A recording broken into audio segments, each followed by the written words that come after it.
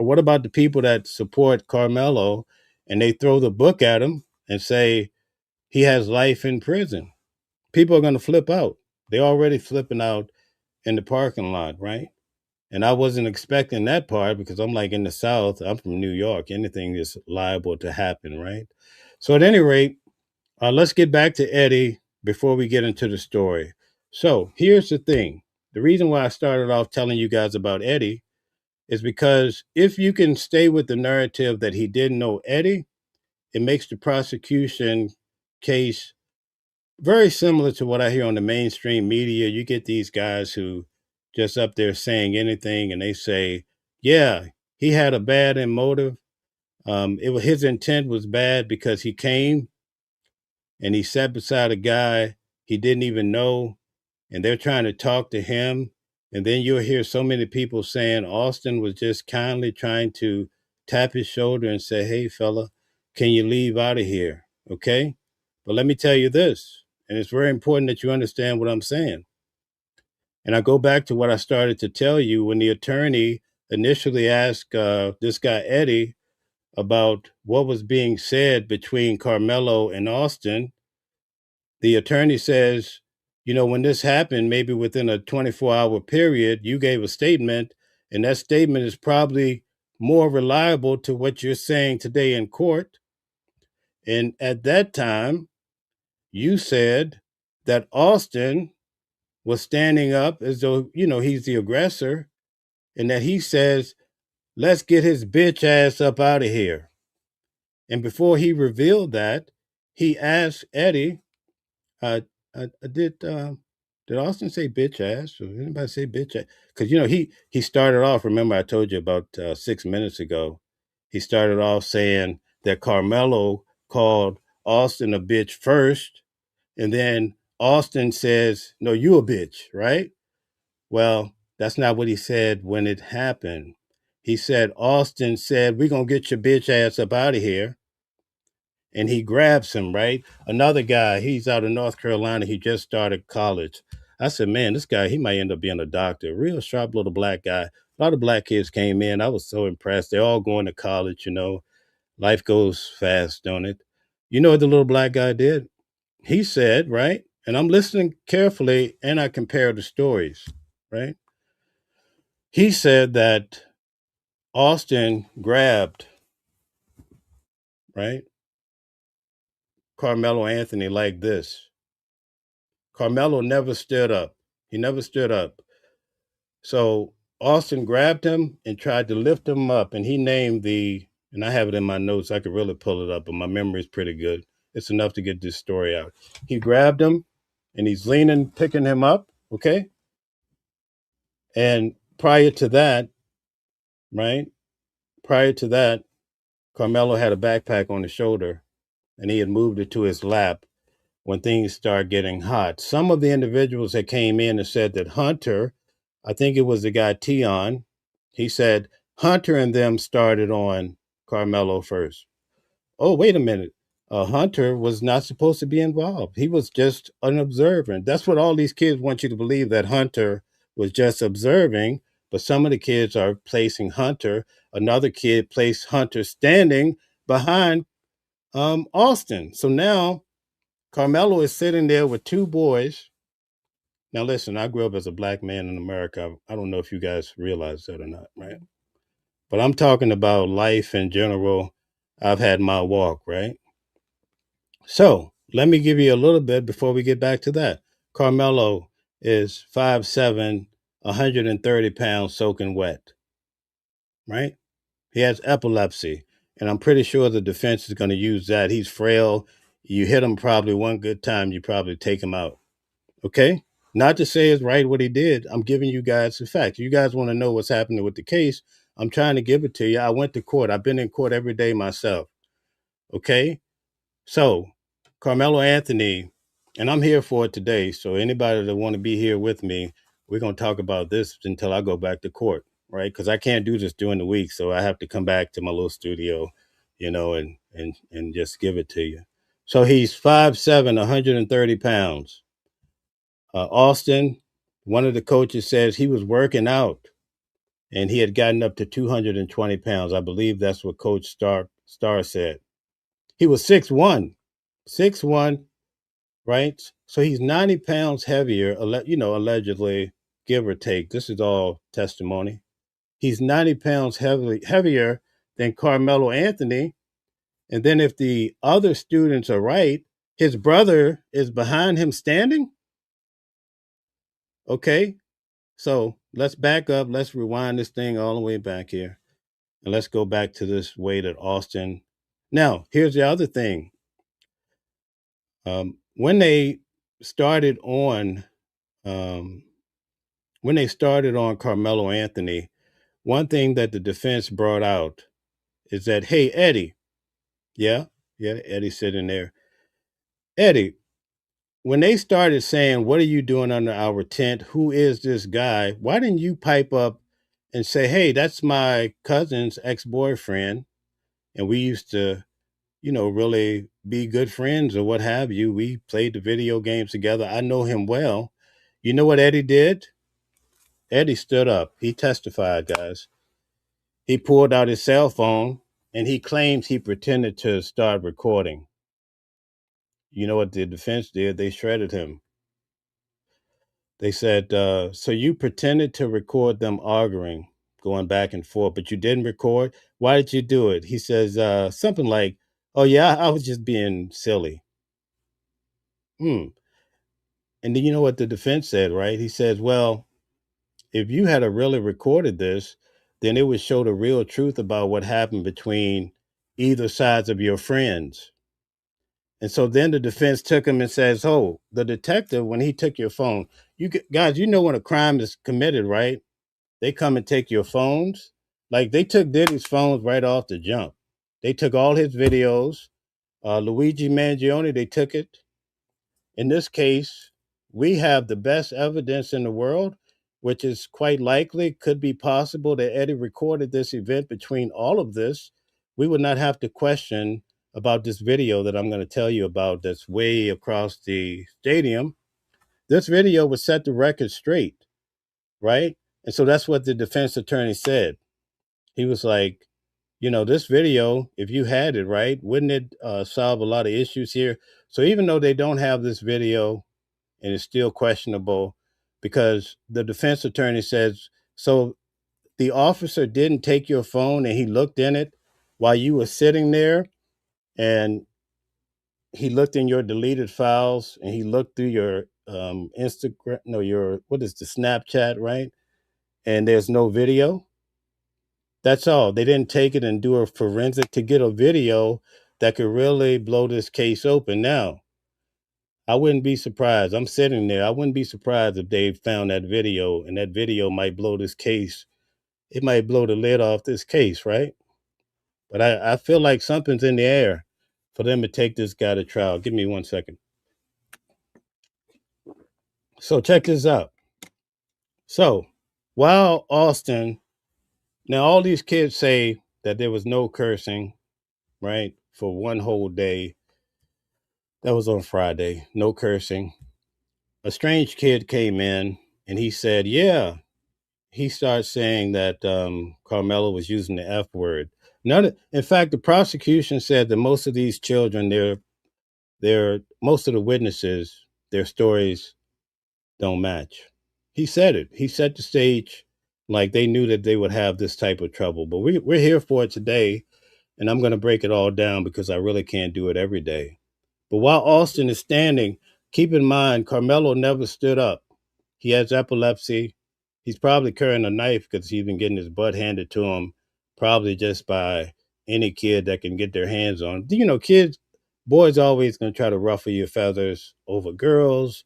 If you wear some Jordans, you know how this thing go. It doesn't matter if you're black or white. The black guy going to try the black guy to anybody. It don't really matter, right? But while Austin was really stepping up and really I'm going to tell you why Austin was moving pretty fast, because we can detect that on the video that came out. But all these kids are saying, oh, he just went over there and touched him on the shoulder just like that right there. Here you go. Hey, Bo, get out of here. No, the video show us what happened. Another student testified. He told When Carmelo grabbed the backpack from his shoulder, he put it in his lap. He put his hand in the backpack, right? He got his hand in his backpack. Obviously, it's probably on the knife.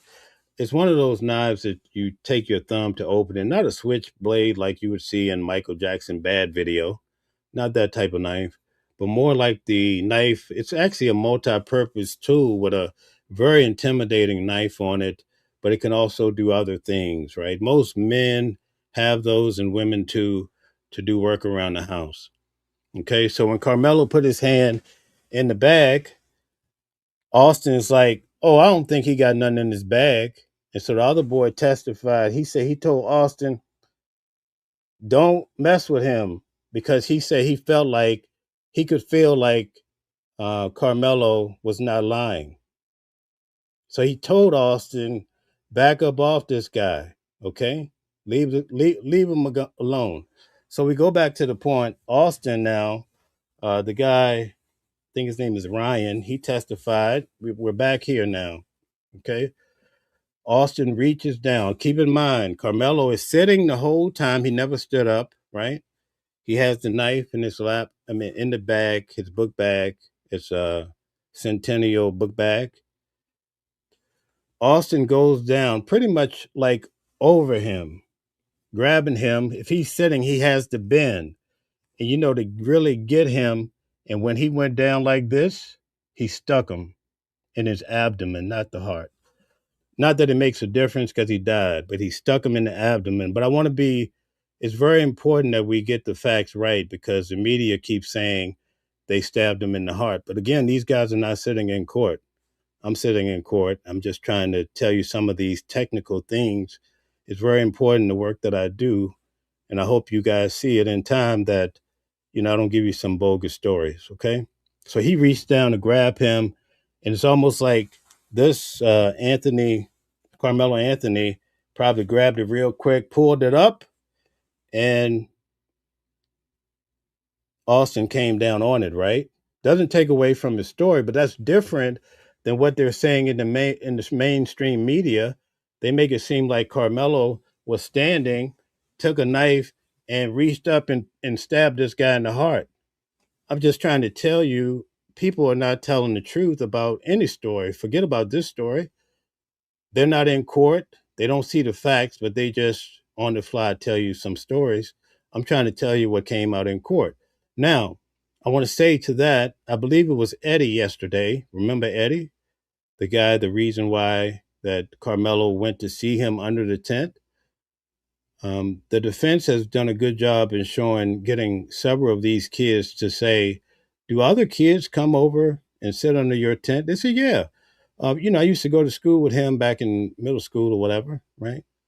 Okay, so we go sit under each other's tent. We're there all day long. And let's say Carmelo has to run at 10 and at 3. The other time he's walking around, probably trying to holler at the girls and see his friends. It's raining and they don't have a tent. He's trying to find some shelter and he goes and he sits under the tent with Eddie. And now the defense shows that him and Eddie have been the best of buds since 2023. He's not a stranger that they keep saying in the mainstream media. If you don't believe me, go pull the transcripts. Go pull the transcripts, right? So they're twisting this story. And it doesn't take away for those that are coming in, it doesn't take away that the boy had a knife at a school function. Does not take away from that.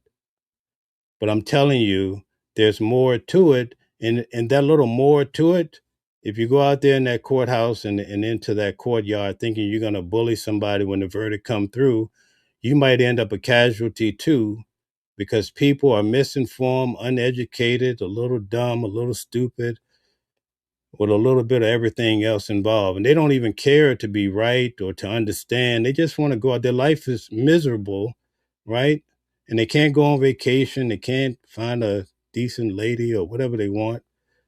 And so now they just want to go out there and punch somebody in the head. I seen it myself in the courtyard, and the ladies came after me just because I was going to interview a guy saying, "No, you can't." I never had that happen in New York.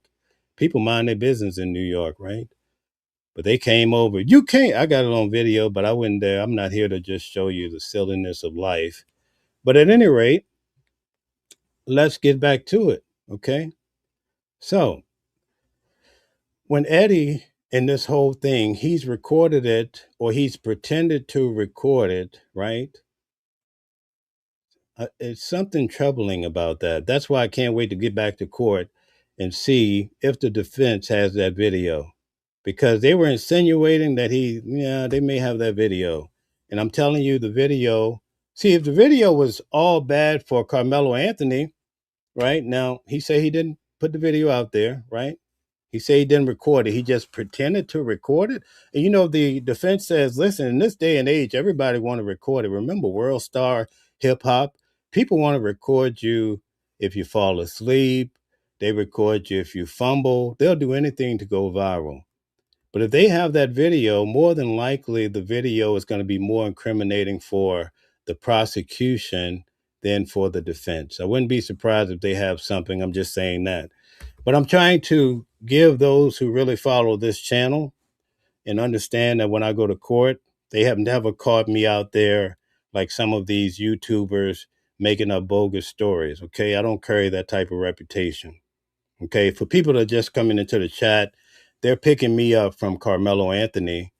They don't know me, so I get it. I let those people get a little pass. But Stella and Deborah and New Jersey and the moderators will throw you out of here on your head so fast you wouldn't even know you ever came to this chat. But I let them come to their own discretion when it comes to that. I try to stay focused on what I do. Okay. So let's get back to Eddie before I tell you the whole story. And then we're going to do another show tonight at 7 where I'm bringing on the criminal defense attorney. In a few minutes, I'm going to allow you guys to come up and give your ideas. If you want to ask me some questions, if you come with the smoke, I might entertain it, you know, but, I'll try to be nice about it.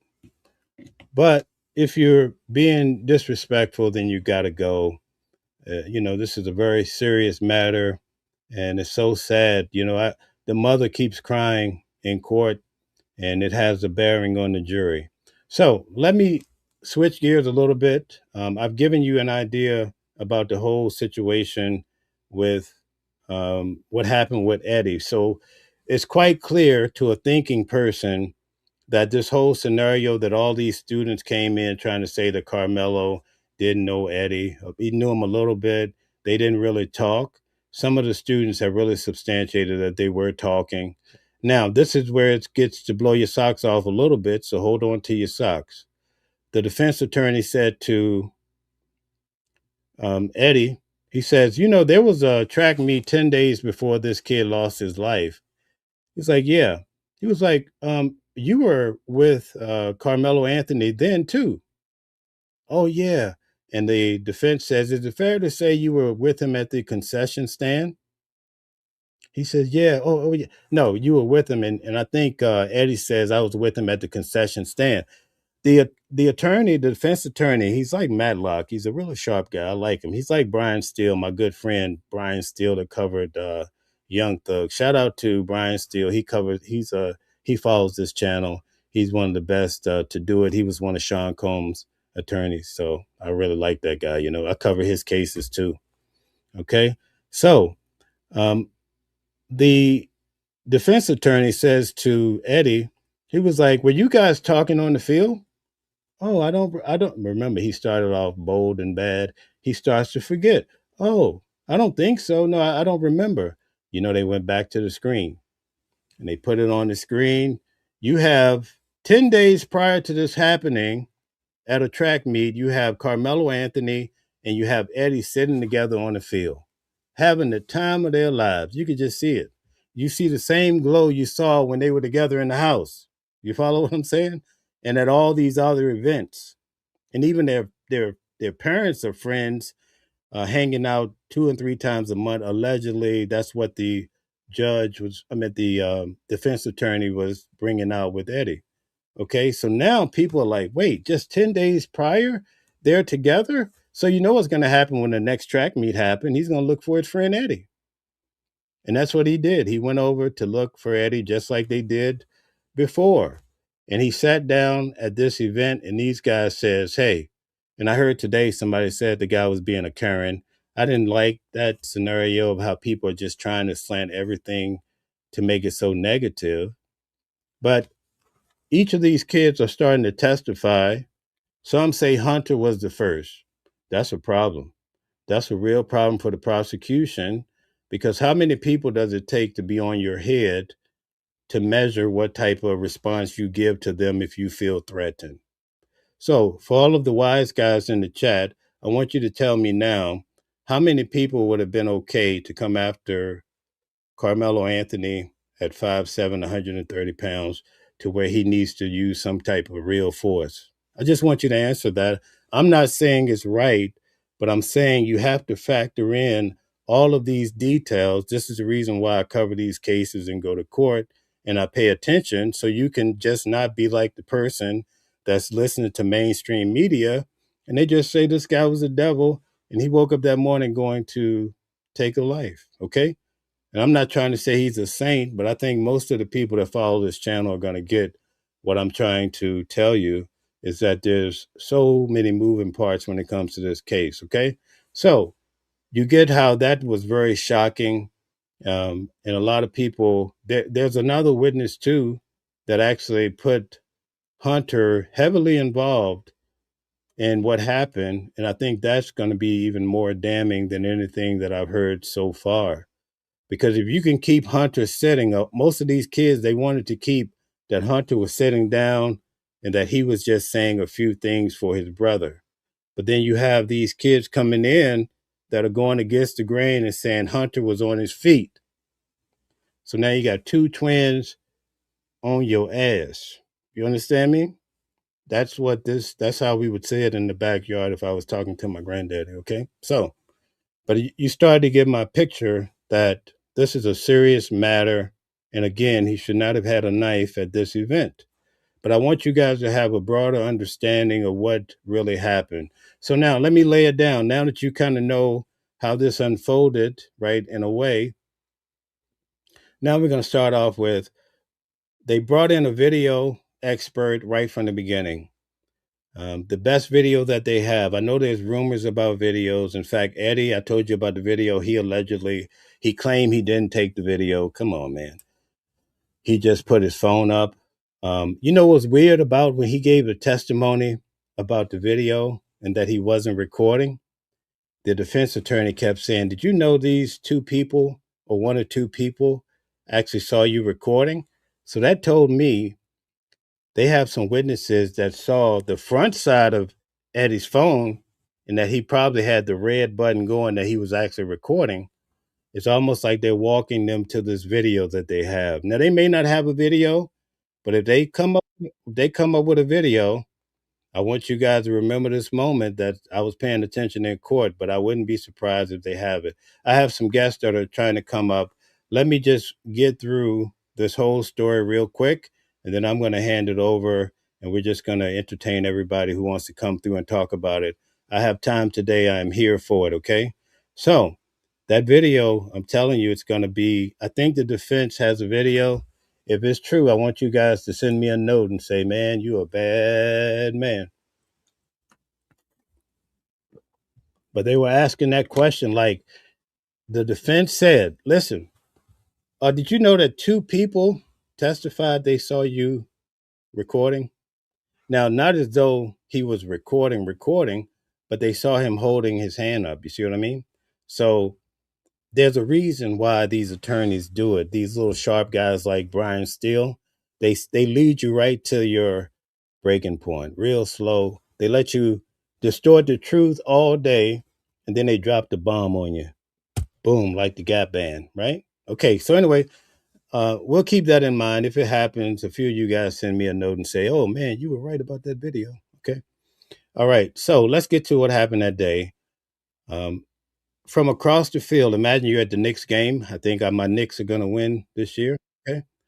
All right. So across the field, they have two videos, and it's at a Coliseum. And you know, if you go to a game or a Coliseum, when you go inside the gate, you can get your alcohol, you can get some food, some hot dogs, right? So you come down from your seats and you go through the gate.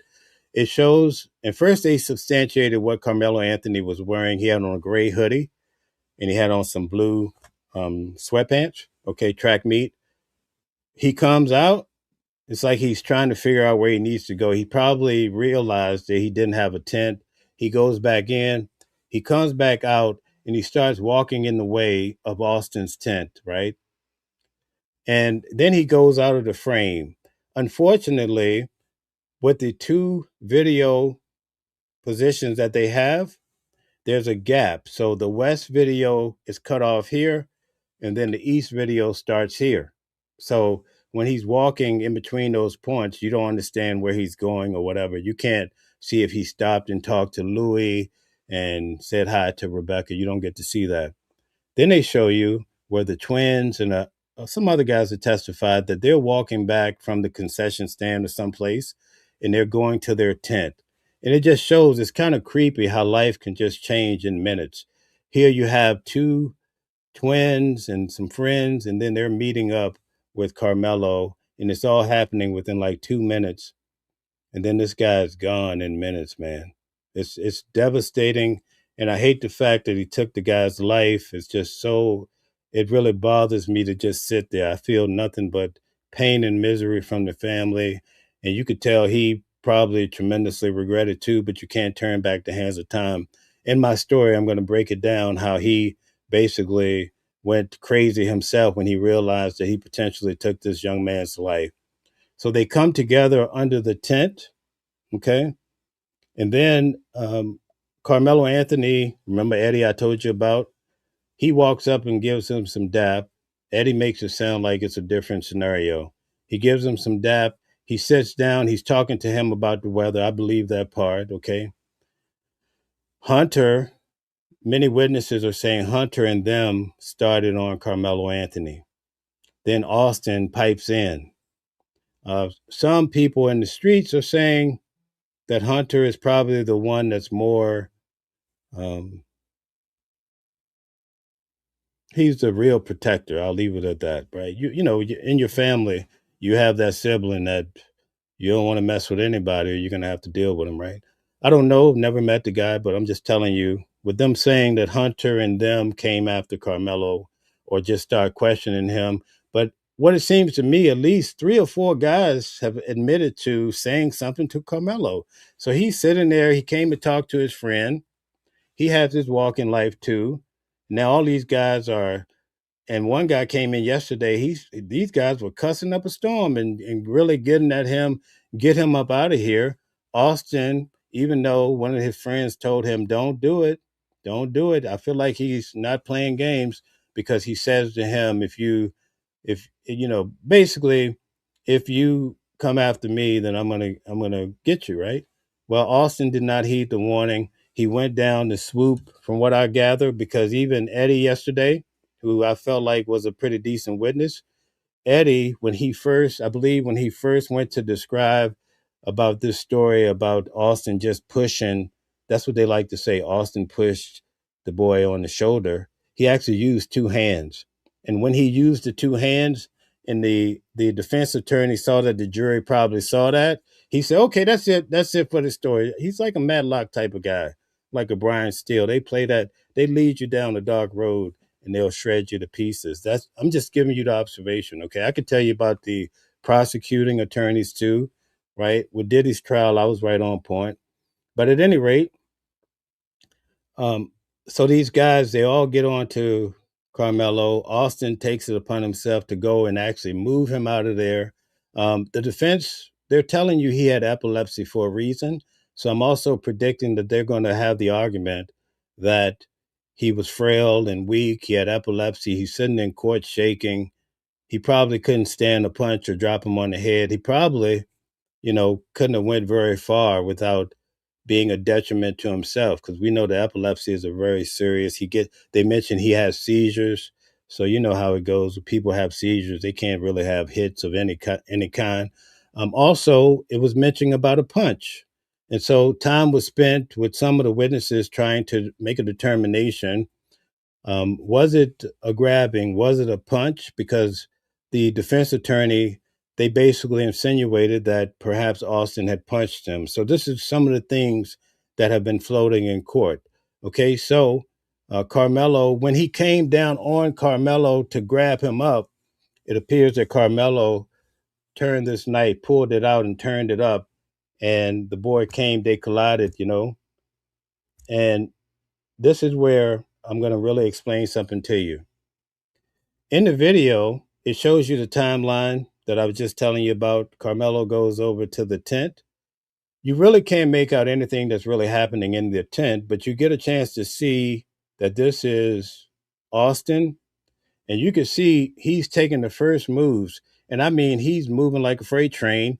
He goes all the way over to Carmelo Anthony. It's in the video. And then they come back. It's almost like you're dancing with someone and you pull them, you're just swinging.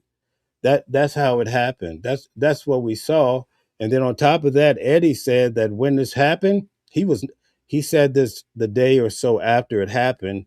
He said that he was knocked out the way. That's how much force that Austin had. But these kids are coming in saying, "Yeah, he just touched him on the shoulder like that, right there, boop." Right? That's what they are all trying to say, right? But the video tells you something quite different. So that's why I say if things don't go the way that you perceive, you'll start to understand why that's the case. So after it happened, now let's go back to the opening arguments from the prosecution. They painted this picture of Carmelo Anthony that he ran away, he tried to find an exit, that he went somewhere and threw the knife to get away. Okay. So right from the beginning, this is what we heard from the prosecution. So you know what happens, right? When you watch the videos, you're looking for those actions to line up. Come to find out, the boy basically threw the knife down and ran away. The defense says he ran onto the field, not out the exit. He could have ran out, tried to get away, right? A really nice coach came because a lot of kids were running after Carmelo, and they identified Carmelo as the person who did it. This coach by the name of Tiffany says, she said, hold it right. She didn't say it this way, but more like, hold it right there, buddy. And she put up her hand. Now they have a really big coach. I mean, he's humongous guy, big black guy, bald head guy. Looked like he wouldn't hurt a fly, but he's a really nice guy. I think he was about 6'4", 200, no, 6'2". He's about 240 pounds. I remember that. So she says, take him. He's the one that did it. Someone was stabbed. And he says he has a hard time processing this whole situation, right? He has a hard time realizing what's happening, but he takes Carmelo by with his shoulder. He grabs his shoulder. And you know what he said? Someone else talked to him for a minute. He walked away from Carmelo. Carmelo didn't try to run, right? So this coach said he was talking to Carmelo and he says, you're going to ruin your entire life now for the rest of your life for what you've done to this young man. Because he did say he stabbed him. And Carmelo says, oh, he's not going to die. So he wasn't expecting that this young man by the name of Austin that lost his life so sadly, he wasn't expecting him to die. He thought he just poked him, right? And then when he realized that the guy could potentially die, he broke down and started crying. The coach kind of broke all this down. Okay. So that's when everybody in the audience or many people were like, wait a minute, this is a little different than these. I've heard people tell me this is different than the opening arguments where they painted that he was, trying to get out of the arena. So I don't want to get into this whole situation. Hold on one second. I don't want to get into this whole situation about Sean Diddy Combs, but I covered his case for 9 weeks. I was in the main courtroom. You guys know all about it, right? Because the prosecutors went in too heavy on Sean Combs and they tried to build him up to be this Rico racketeering John Gotti mob boss, the Godfathers, the jury threw it all out. Had they came in, because I sat in the case of Sean Combs, had they charged him separately for the drugs, domestic violence, the financial part, whatever it was, if they had just charged him for what he did, that guy would be gone for a long time. But because they trumped it up a bit, He walked because the jury says he did some things, but he didn't do that. And so in this particular case, they're charging this young man with first degree murder. Some people get offended because I even call him a young man. Well, sorry to you, but I don't have time to telegraph everything I'm saying. I'm giving you the general synopsis of what, could have happened. Okay. So let's just be clear about that. So, because they're charging him with first degree murder, instead of hitting him with manslaughter, I think that's going to pose a problem for the prosecution in landing what they really want. Now, we have to factor in the fact that this is Texas. So, tonight, when I do the show with criminal defense attorney Calvin Johnson, we're going to get into the nitty gritty about, hey, Calvin, what does this mean in this particular state? And how do you think this is going to play out? Okay. All right. So, that coach, they ended up getting him over to the police, and pretty much he's arrested, and you guys see the video. I think they released some of the video at the time of him being arrested. Okay. Now, I went through a lot today, so much so that I'm partially um, need some good water probably, but I wanted you guys to understand a lot of things that have come out in court. Now, what do I think in regards to this case? I think it's very clear cut. You can't take a knife to a school event. Everybody's gone to school. They have children in school. Their parents went to school. Imagine if a kid punched you in the head and you return every time with a knife. Man, half the kids in school are going to be laid out. You get my drift, right? But I wanted to break this down today. The reason why I actually went to the court, because I want you to understand when things have the potential in this country to go all the way left, and when people are trying to demonize all black men for what happened and what Carmelo Anthony did, I want you guys to understand that even in the realms of the court system, people come in and tell lies all day long. I saw it with Sean Diddy Combs. I saw it with Donald Trump's trial. Lie after lie, the defense comes up and proves that people are not being honest. And so today I've given you the opportunity from my reference point to understand different things that happen in regards to this case, and that it's not as clear as a lot of people who like to go around calling names, and they come into your chat and just so absurd. It's just not that simple. But we're going to keep following this case. I definitely will be on top of it. I think it's only going to last maybe 3 more days. The judge says he doesn't want it to go past the 12th. I don't even think it's going that far. Remember, in the case of Sean Diddy Combs, the prosecution rested their case, right? So that's what happened on Saturday. The prosecution rested their case. But in Sean Combs' case, when the defense got up, they didn't even put on a defense. They rested their case immediately. So this case is subject to go down to be done with in the next day or two, because keep in mind the defense tried to dismiss the case because they felt like the prosecution have not met their burden of proof, okay, for this crime. That's the same position that Sean Combs' attorneys took, okay? So it just gives you an idea of how that was a little reminiscent in that regard. There's a reason why they're taking this all the way to trial. And I feel like the defense, definitely from what I've seen and heard, there's just so many moving parts that I feel like something is coming down the pipeline. And again, before I start bringing people on, I want to make it very clear. My position on it is that from the jump, you shouldn't have a knife in that type of environment. But things happen, and that's what we've seen in this particular case. And even on top of that, it's hard to navigate through all the stories that are being told. Even so much so, the prosecution said that the witnesses are not telling the same stories. And guess what? Everybody had to sit through that.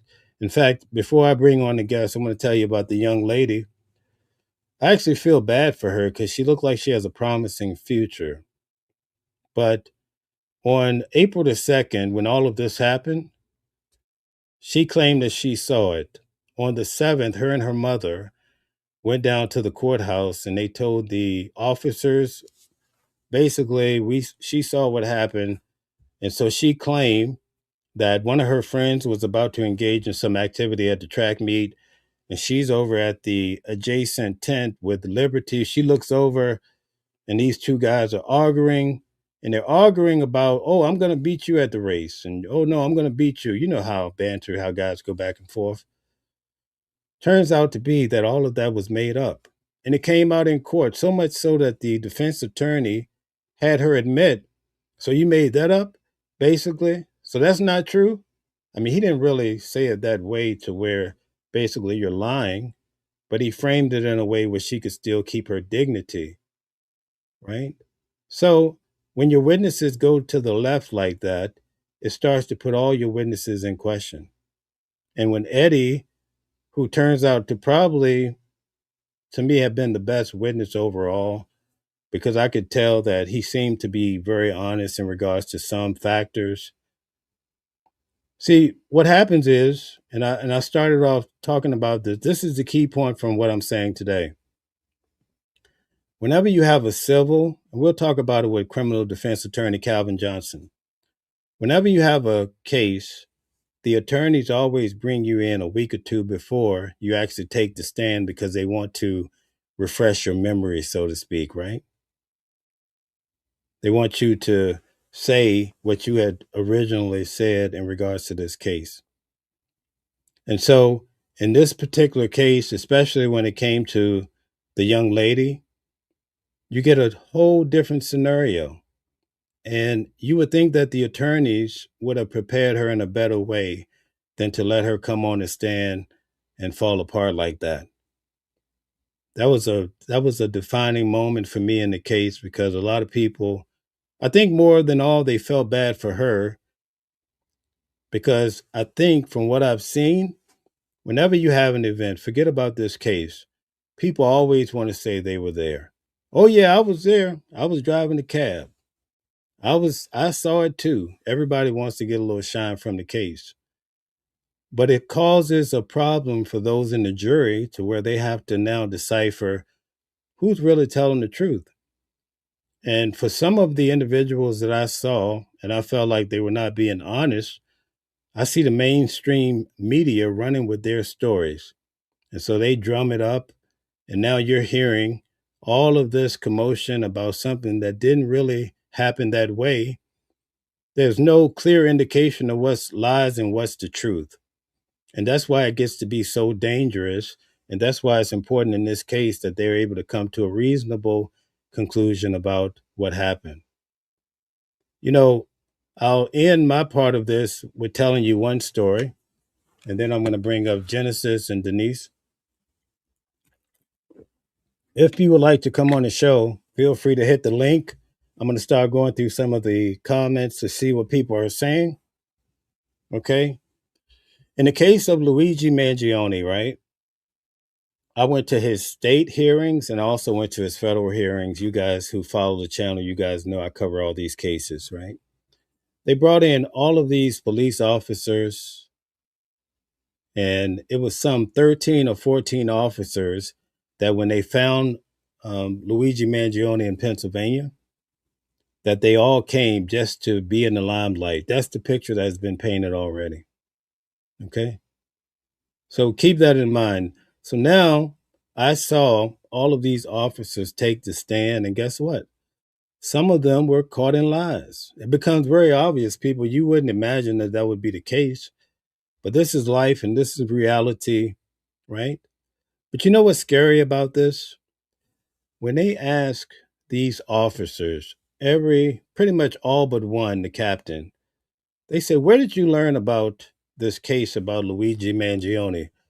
You know what I thought? I thought they were going to say, "Oh man, I saw him at the bulletin board, or I saw, on a blotter, heard a blot, something like that." You know what they said? "Oh, we saw it on Fox News." All of them back to back. "Oh, I saw his picture on Fox. I saw his picture on Fox." They're the leading way for a lot of the news of people. So imagine now, I started off telling you this story where I saw the anchor say, because remember, the defense is saying that in the state, according to the law, that any blade that's under 5.5 inches is legal. Then they show that he had a blade that was 3.5 inches. But then you have an anchor on the biggest network, right, saying it's 5 inches. It carries more weight, but it's not what came out in court.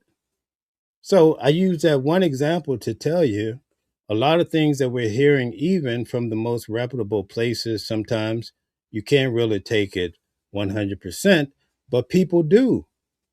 And they willing to die behind what they're getting from. And let me break this down. The anchor you see on television is not in the courtroom, and they're relying on a producer to go in, or they have all these people that write things down or whatever. It comes to them, they have to process it, then tell it to you. And now you're getting misinformation. You're willing to go out here and do something vile to somebody else based on something you're hearing that's not accurate. So all I would like to say is, when it comes to these cases, I'm really big on trying to be accurate. And I think it's very important. And that's why on my own dime, I go out and I cover these cases. Okay. You don't see me pleading for money or asking for anything. I do my walk. I do my little dance. I go out there wherever it's going to be. I was just out for Nancy Guthrie. When this is over, I'll be headed on to the next case. Okay. But I want you guys to be able to understand that I'm trying to bring you some accuracy.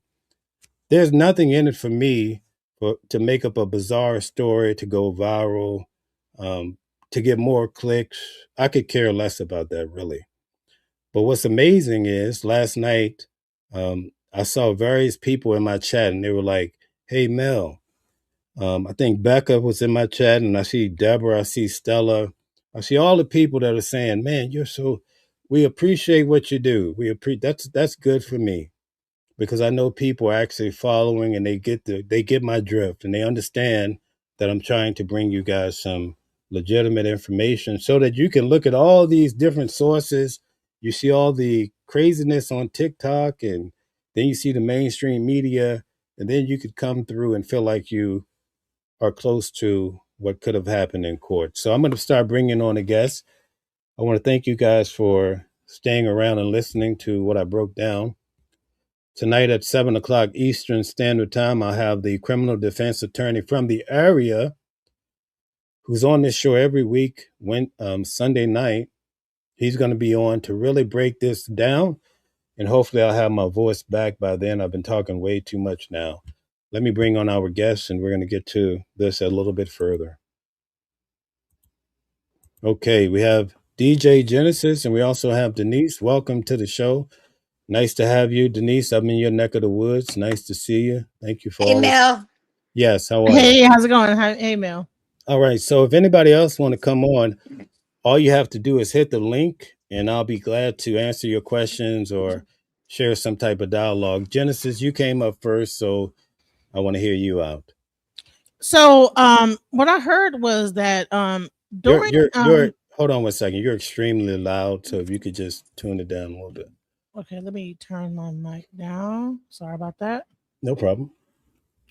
Can you hear me? Is it still loud right here? You sound marvelous.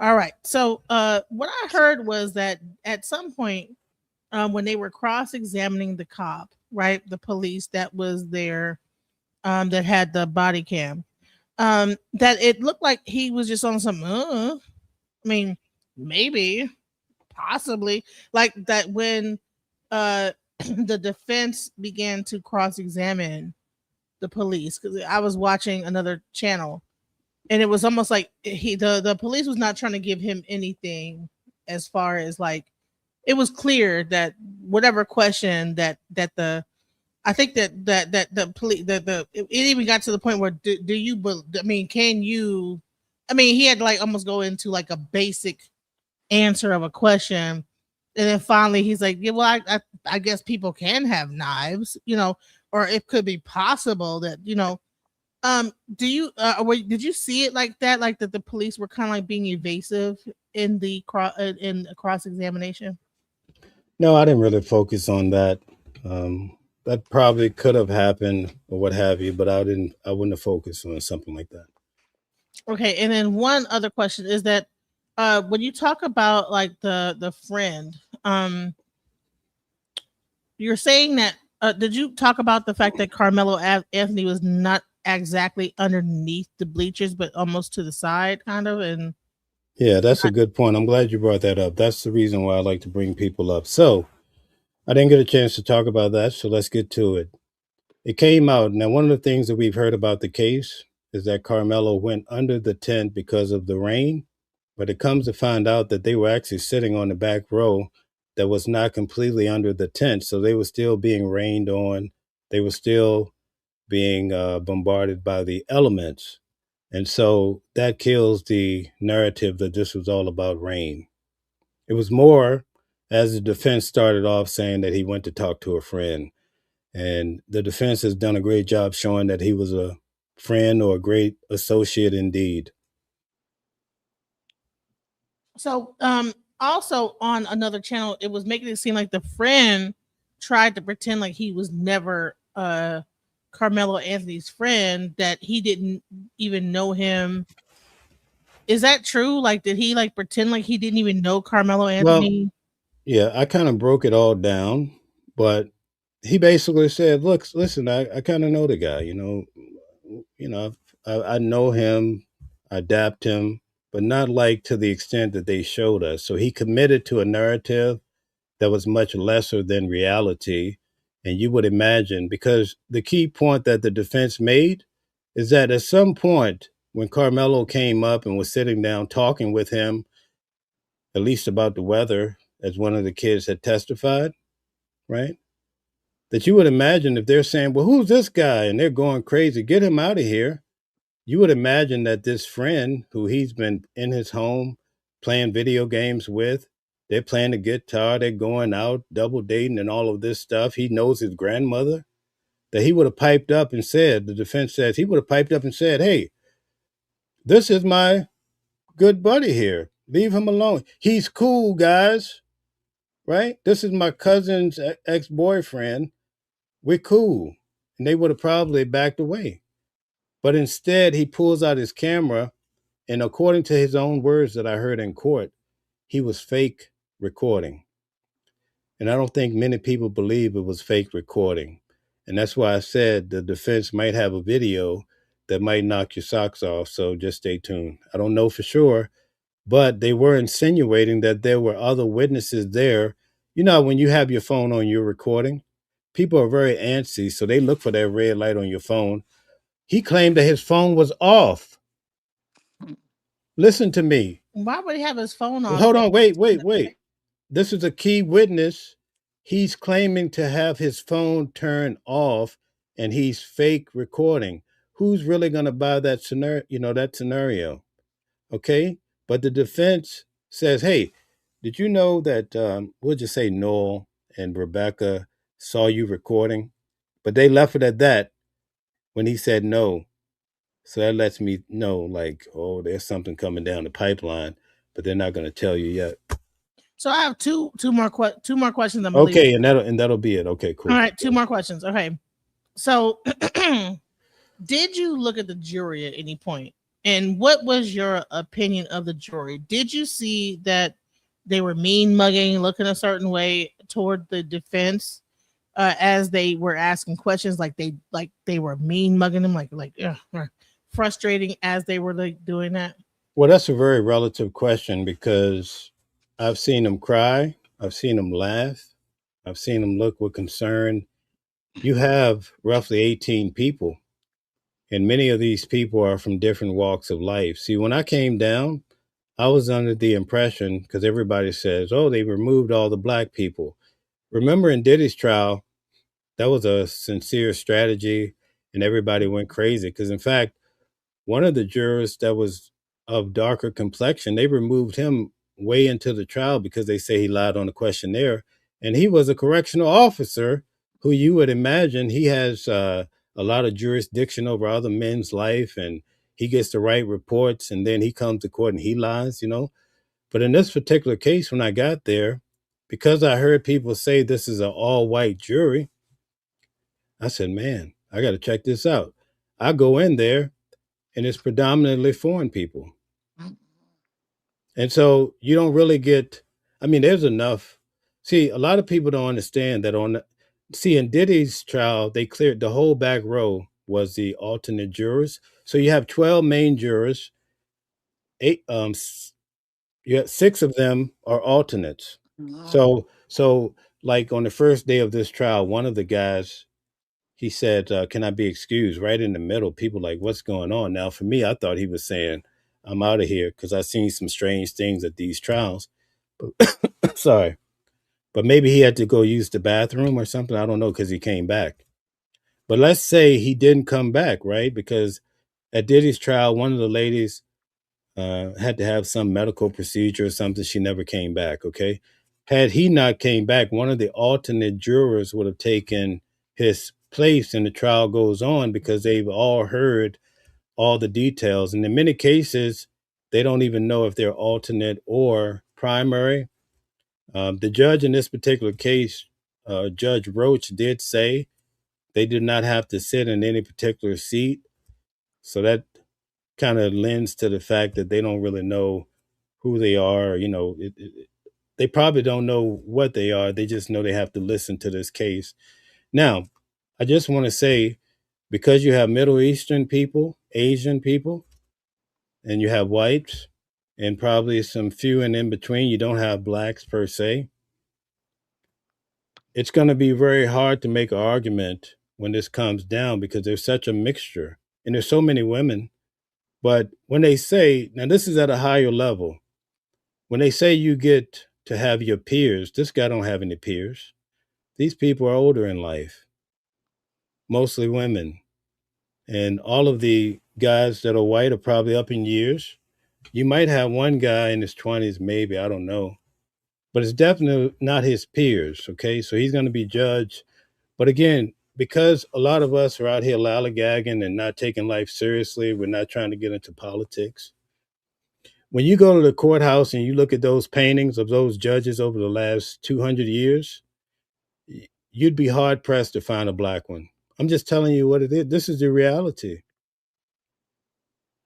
This is the reality of life. And if you don't sit in these in very important seats, you're always going to be left behind. And you won't have any seat at the table to make any changes for the future. And even now, with this administration, you know, some of these projects, 2020, for all these things, some of these things are really happening. When you see when you see things happening, you know, the effects are going to be for years to come, but people are not really stepping up to do better. Anyway, I won't get into that. Let's just stay focused on this. I'm sorry about that. So this is a different question outside of the actual inside the courthouse. How much of what's going on outside of the courthouse is really affecting what's going on inside? You have all this vitriol, like kind of like do you see like a whole, like people are saying there's hundreds of people outside, protesting, and The is this most a lie? Because I think it is. it's on my video. I've documented it on my live from Thursday. You could go see. You probably have 20 blacks. Then you had one single white guy sitting across from them, and then you have a few white guys with some flags that are agitators. But again, when I cover Luigi Mangione, a lot of these people get $300 a day to go represent some Mm. nonprofit organization. They don't care about no um, Carmelo Anthony. They don't care Mhm. about Diddy. They don't care about Luigi. They're there to get that $300 because they have Right. to pay a bill. When a person go and buy a shovel, they're trying to get a hole, right? Mm. They're trying to make a hole. You have to realize what people's end game is. A lot of it all boils down to money, and that's why you see people on TikTok and all these places. They'll say anything to go viral, To whether it's get true or fame. not, because they just want to get more scruples and shekels in their pockets. That's what it Mm. boils down to. So I will say this though, and maybe I'll get myself in a little trouble, but trouble comes easy. In Sean Combs' case, they did not sequester the jury. I find it hard to believe that people don't go home and watch my channel, the news, uh, TikToks, right? And so when you talk about the people outside, imagine you're sitting in court, you're on a jury. This jury has not been sequestered. The judge says, you better not go home in the private while you're in your bathroom on the commode and look at these videos. Do you think people really follow that? You don't have to answer, but I'm just saying people are actually probably researching. They want to see, they want to know what's happening outside. All of that outside business affects people on the inside, whether you like it or not. But I'll keep it at that because, Please make me into a mod, please, Mel. okay, all right. Let me see how I can do it. Give me one second. Denise, are you Hey done? Mel, Jen, hey, how are you? I'm good. Great, good to see you. Good to see you. I'm kind of confused. Are you back in New York? I saw your video from the car last night, but I Yeah, thought you were just meeting with Calvin and you're out and about down here. we're gonna meet during the week, but I'm flashing right back. So yeah, I'll be right Are back you at the coming courthouse. back? Of course. Oh, good deal. Good, Yeah, good, yeah, good. yeah. Just had to take a break from it. I hear you. You I know, hear you. every day getting up early, sitting in court Yeah, all day. You can't even. They don't even have a cafeteria in the courthouse. You can't even get a yeah, meal. You can't get coffee. yeah, It gets to They be don't out of have a control. cafeteria in the courthouse.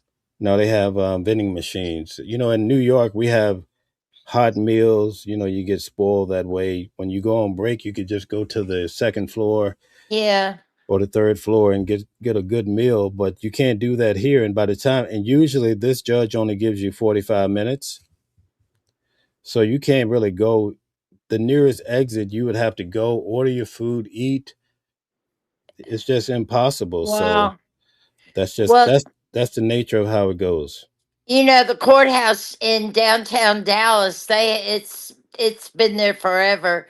They've got a cafeteria kind of sitting area and whatever, but in Frisco, McKinney, it's more suburban and you know, they're not that way out there.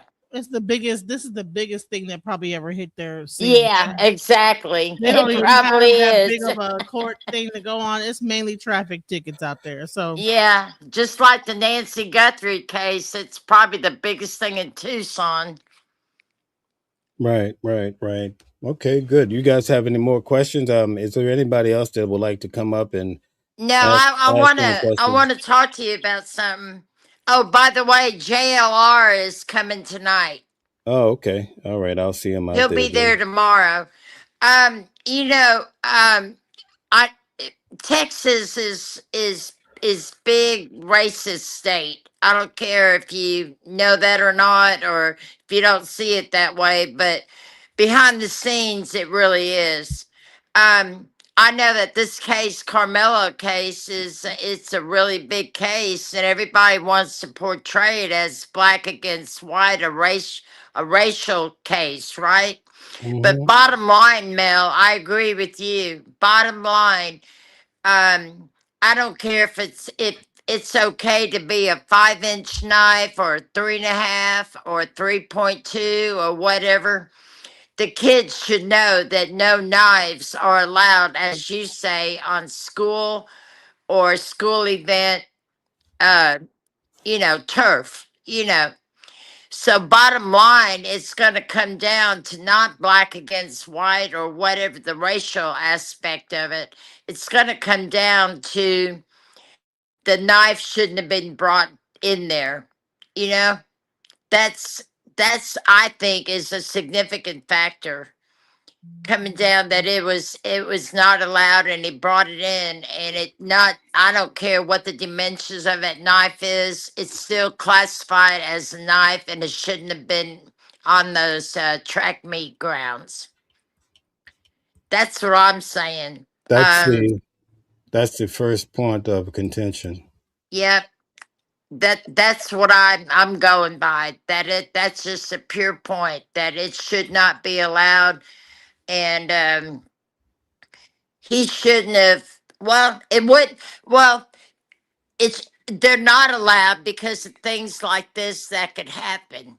Unfortunately, they make that rule for things like this that could or could not happen. In this case, this is why In this case, it happened, and this is why they make that rule. That's just bottom line to me. Right. But here's the thing, too.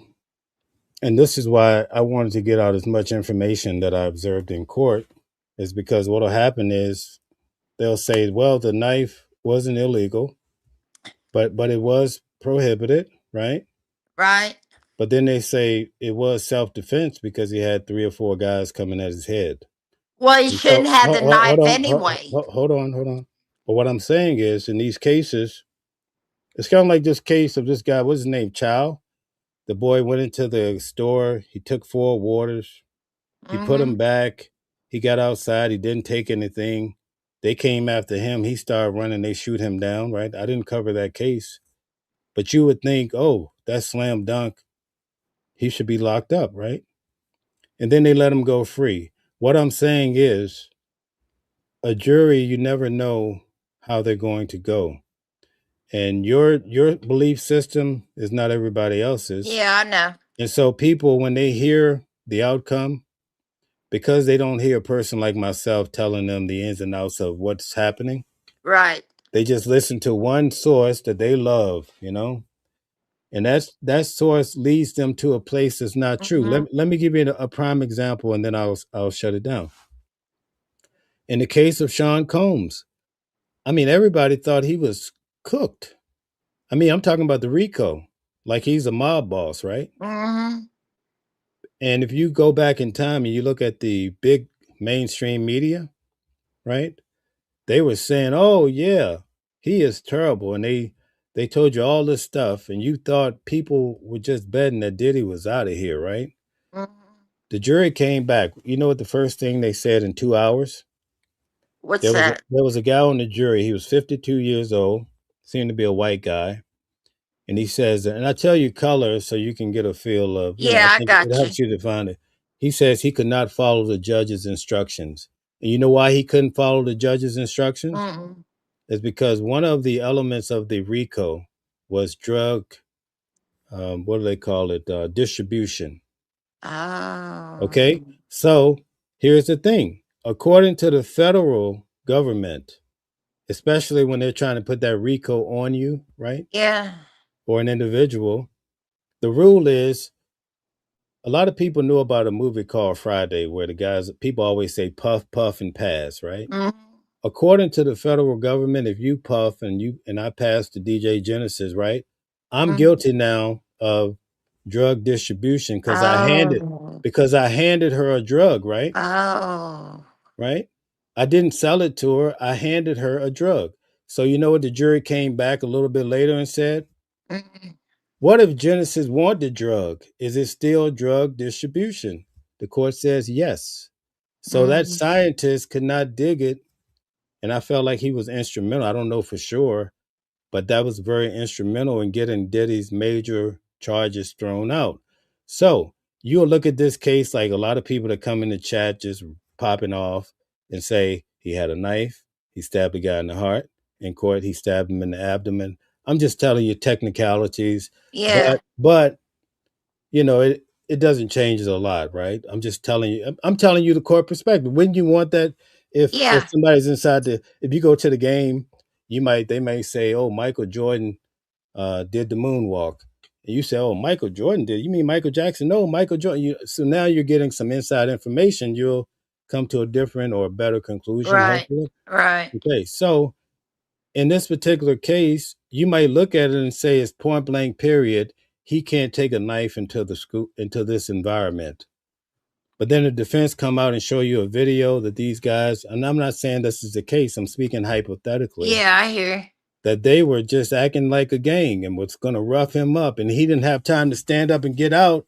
Now you change your perspective because you said, man, they just were going to bully him up. People might change their mind. So what I'm saying is, just because you feel a way you think it's simple, I've seen juries go just like what happened with Yeah. Mr. Child. They let him go free. And now the people outside and the mother, oh man, they want blood because they couldn't get him in court. I mean, I'm not And saying that's the case there, but I'm saying this is the type of environment we see. yeah, But I anyway, hear. go ahead. I have one more point. You know, if you had adults as witnesses that changed their story, or let's say lie about their stories that they're on the stand to witness from, they've got to think that these are going to be kids that are going to, you know, be a witness. So the kids, especially from a year ago, they're either favoring one guy or another guy, and there's or not remembering everything fully, or making stuff up like that girl did. So I'm sure they expected that in the long run.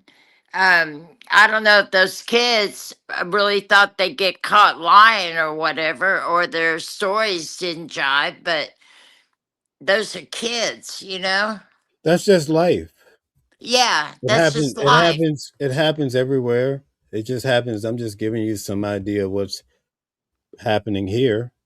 But Well, I know again, you've got other callers, but I'm going to take my stand. I'm going down to the legal line of the knife shouldn't have been allowed in that stadium for things like this to happen. Unfortunately, it did happen. That's my legal stand on it. I'm not even seeing it as a racial deal, and picking the juries, both lawyers were smart on going to pick the international group of majority jurors, because that way it's not going to be a black or a white favor ruling. You know what I mean? This way they had a fair medium of making a fair ruling on the sentence to come up being international and not one race or the other. That's how I look at it. I don't know. okay, I can Anyway, respect. when you coming back to Dallas tonight? Yeah, and so I'll just say this, um, because you have to be realistic. Yeah, When you look at the case at its basic level, it's going to be hard to get around bringing a knife to school. I mean, I know murder is probably way yeah, and they're kids too. Yeah, it's way worse than bringing a knife to school, but that's going to be the hump in this particular case, and you have to move with intelligence. But I'm just saying, I never really try to predict how the case is going to go, because sometimes you feel like a case is going to go one way because it looks yeah. so clean cut, and it goes the opposite way. So that's all. And but still he was a kid in high school, and I don't know, I can't believe that. Well, he's still a quote kid. He's not a young man.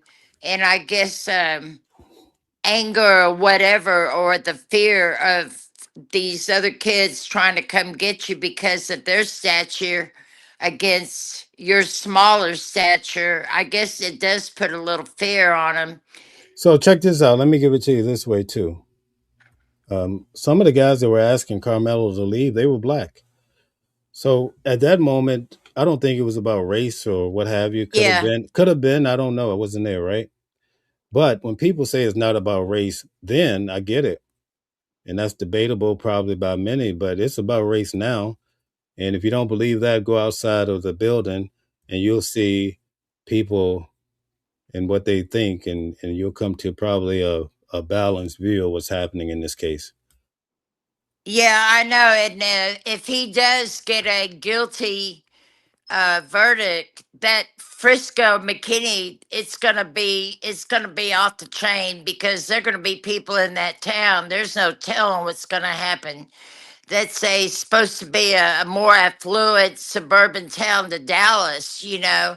But the people from Dallas are gonna go up there if he gets a guilty verdict. Right. So let me give it to you I this don't even way. think it's gonna Hold go on. like that. I'm sorry. Let me give it to you this way, right? Let's put it in perspective. He had a knife in a backpack, right? Mhm. I've been to places and I've had a multi tool, and I'm like, oh man, I got to go put this back in the car. You know, Yeah, I heard about I that in the car last night. just forget about it, right? It might be the airport or whatever. Things just Mhm. happen. You know, one day you're working on your house, the next day you're on YouTube. You Yeah. know, in the airport, right? Okay, I'm going to tell you this. I grew up in Virginia. If a black guy stab any white guy, that's history for you. Yeah. And I felt like especially going back to my earlier days, you'd be up the creek. It wouldn't be Yeah. a. I think my grandmother say they throw the book at you. Mhm. In New York, it probably wouldn't go that way Mhm. because it's a different environment. Let me give it to you this way: I'm in New York all the time. I ride the subway. I'm in the street. Sometimes I'm walking down a street I've never walked before at 2 o'clock in the morning, leaving an event. And when you see some of the characters out on the street, you would pray for a knife Yeah.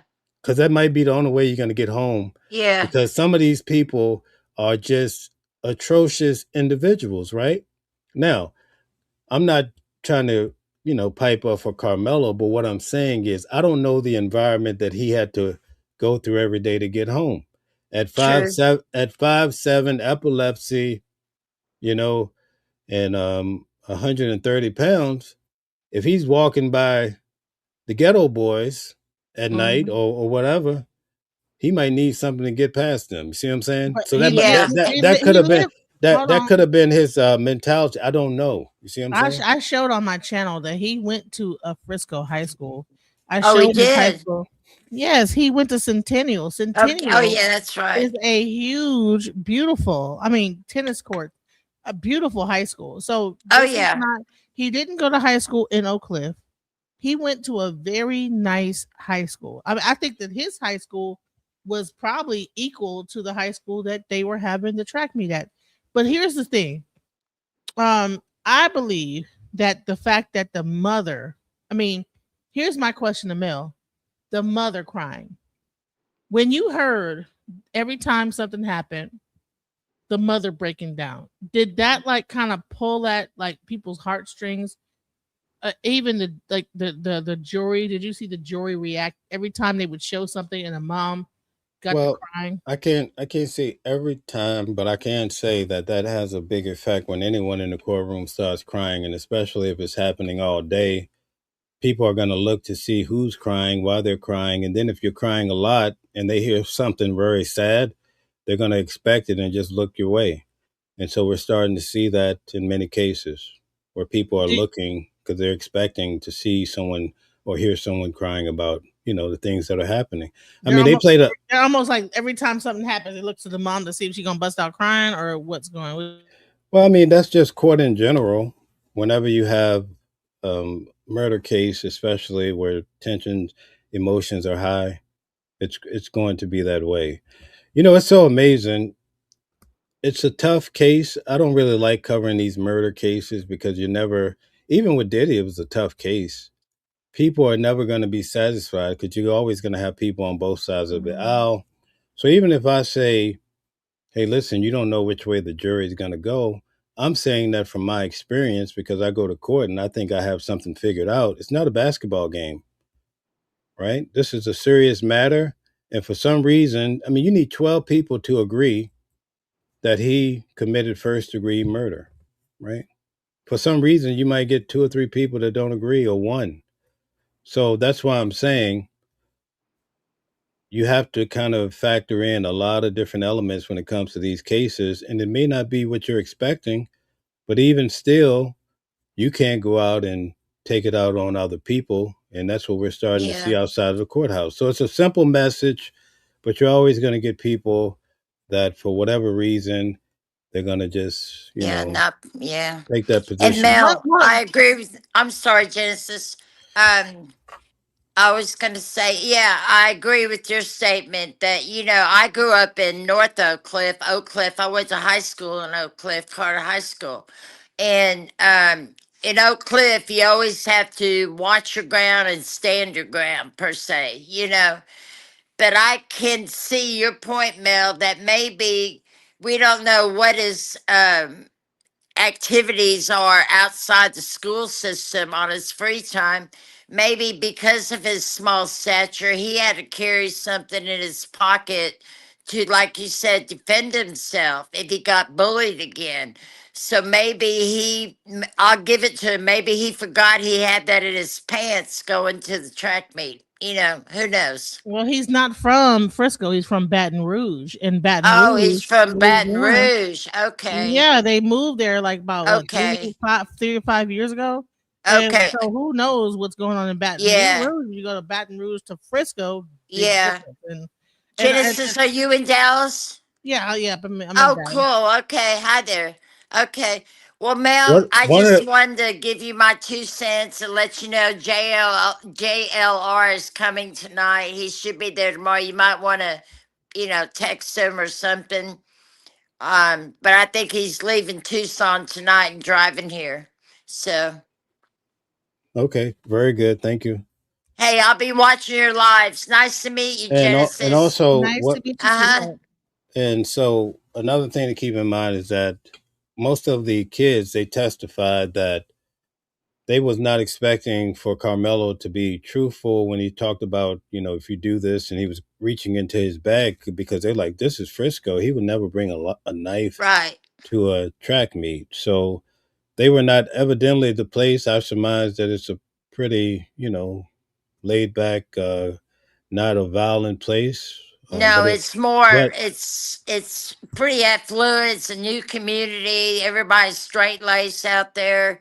I mean, everybody got out of the hood per se to move north to Frisco, McKinney, and up there. So that's you can't go south. You'll end up in the ocean. So the only way you can go is north, and it's supposed to be a very suburbial. You know, Well, yeah, Frisco is I would say I don't even know where what part of like the like Yonker. What part of New York would I would consider Frisco to be? Like the rich part of New York. Like which part? yeah, We're gonna say Westchester Westchester, County, because that's where I'm from. Rochester. I would say Frisco is like a Rochester. No, Like Westchester. right? But here's the thing. I'm gonna leave on this note. If we don't have any more people coming up, we'll be back on at 7. Okay. Um, I'll say this, right? All of these cases have an effect on the next one. In the legal world, Calvin has explained it, and also Candace Kelly, who's on the show, she's a law Mhm. professor. Each case sets a precedence for the next. So that's why, like with R. Kelly, they quoted R. Kelly's case when they were trying to find a case to secure Diddy's fate. Okay.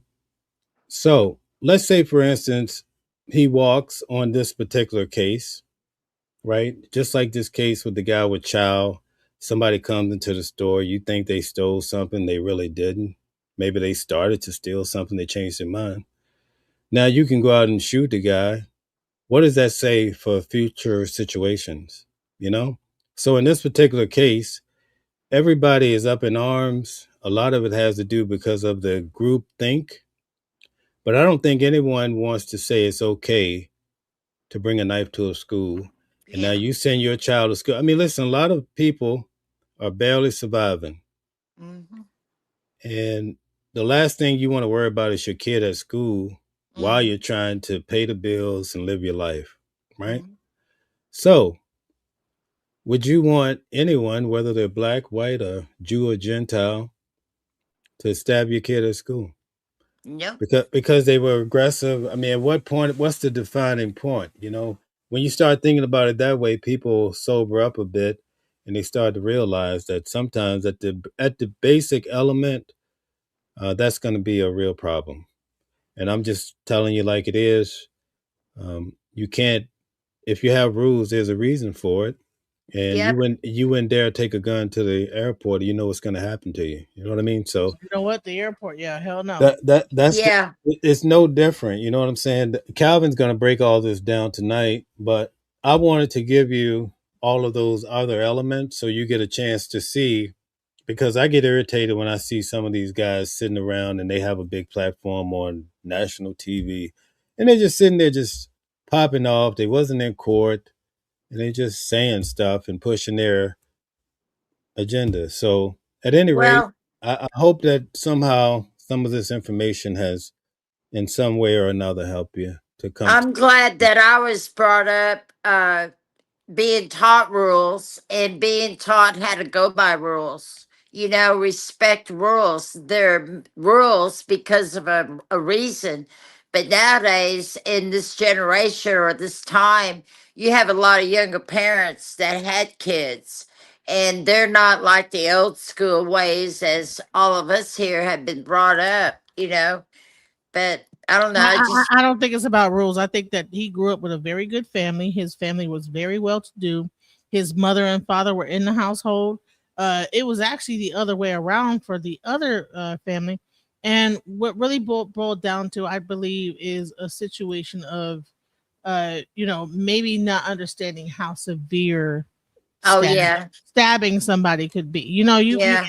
people in Texas have guns. Okay, Yeah. let's talk about the culture in Texas. The culture in Texas is I got my pistol on me. Yes, the People don't Wild even Wild West. understand how serious a knife could be because it's like, Yeah. well, I didn't shoot him, I just stabbed him, right? And Yeah. that's what I think that really what really would happen is that he didn't think that the stab probably could be as serious as a shot. Yeah, that's why he went back and asked if he was going to die or not. It Exactly. probably hit him in the face. I Hit think him. listen, I think that there should be just as much of a concealed weapons class for knives and other things just as much as guns. I think That's that a good idea. when we talk about a gun, there's also like you have to have a concealed carry law license to go through a class on this, Right. but you don't have the same thing with knives. So maybe this will open up the conversation that knives are just as lethal as a gun, and maybe people need to be taught about, like, listen, this just because this is like a little 3-inch knife, you can still kill somebody with it. That's right. Right. And that's what I believe. That's really what. So also too, and I don't want to go left with this, but the reason why I'm standing up and talking about this because this conversation goes different in a black home than a white Yes, it or does. Spanish or whatever you want to call Uh-huh. Hispanic. I would say sorry about that, but anyway, it goes a lot differently. Okay, and these are real subject matters. A lot has to do with how you think, how you raised, right? Yeah. But there's a mother that I was just speaking to that her son was hanged from a tree. I bet he wish he had a Oh, knife. You know what I'm saying? This is a person that wants to come on the channel and talk about the situation. So, at that point, the family members are sitting around. Sure, wish he had a weapon to protect himself. You know what I mean? So yeah. life is very complicated, and I'm here for it. And I know some people don't. Some people can get the message. They don't just sit around and just. I get irritated sometimes. You guys have to pardon me when I say people say he had a knife. He stabbed him in the heart. Kill him. That mentality. And we're sitting here trying to have a discussion, and you have this person constantly saying that. It gets to be outrageous because we need to have great dialogue, and also we need to help the kids coming forward saying, "Listen, what do you do in this type of situation?" Because some of these guys are aggressive. And if Yeah. they're bigger than you and maybe you can run faster, they may want to test your manhood. These are real conversations we need Yeah. to have, and they're not being, a lot of things are not being said. And sometimes a kid will be 19 before you even had a chance Yeah. to tell them about the birds and the bees. That's just how Yeah. life goes, right? Anyway, Yeah. let's let Classic go. And, Hi. and, and s- Thanks for adding me on. I've been Yeah. following you Me since the too. Diddy trial. However, this is my thing. I'm seeing a lot of people, they're picking out parts of the story. And we have to realize in the story, there's the beginning, there's the middle, there's the end. And it's a lot of what ifs. The thing is, to me, if Carmelo and Austin was somewhat in the wrong. Why? Because Carmelo had no business with the knife, and two, Austin had no business putting hands on Carmelo. And that's just simple. And the reason why I think that it was so important for a person of color to be on a jury is because in the black household, we're Yeah. taught if a person put their we're taught keep your hands to yourself, and if somebody put their hands on you, you have a right to defend yourself. And if there's two, I'm 100 pounds bigger than my daughter. And just yesterday, so happily, me and my daughter was at the store, and my daughter she's about 4 foot something. She's 100 pounds soaking wet. I'm literally 100 pounds larger than my daughter. And I was looking at her and I'm like, if two of me come pile up on my daughter, what would I expect for my daughter to do? out of fear. My daughter sitting down and probably scared because these are two bigger people. What, as a parent, what should I expect for my child to do? And I just feel like instead of people keep saying, "Oh, Carmelo was wrong because he had a knife," they would have never known he had a knife had they not even approached him to begin with. That's true too. They And, would they and wouldn't have never known. Like you have to teach your kids too. You can't bully people. You if someone say, "Okay, I'm not moving," that's not your job to try and physically remove them. The job was to go get the coaches. And my question is, where was all these coaches and adults for this to even happen? Like nobody was around to okay, see these kids even getting into an altercation. There's supposed to hello. be have been a coach in each chat. Isn't that Apparently correct, it Mel? wasn't. No, I'm they were sorry. Hold eating on one food second, and all guys. type of stuff. Hold on one second. I'm sorry to interrupt you guys. Okay, but I've been going for quite some time. So Genesis, can you just lead the show for a few minutes? I'll be back I'm in out maybe. too, Mel. Okay, Right. So yeah, I can you got you. guys just cover me for a minute? Thank you. From what I understand is that like the one coach he had to go get like a baton. The other coach was actually helping someone with a potluck, like they were getting the food and everything for like the track meet. So Mhm. they kind of stepped away for a second. Because now Oh. I'm feeling like, okay, if this boy was Uh, sitting under the tent to get from um, under this I don't rain, know, but I think you're right, Wait, Genesis. hold on. She was talking first. Then let her talk after that. no, I'm saying if he was sitting under the tent, I'm sorry, because of the rain, like who are you to think that in your head it's even okay to say get from under this tent?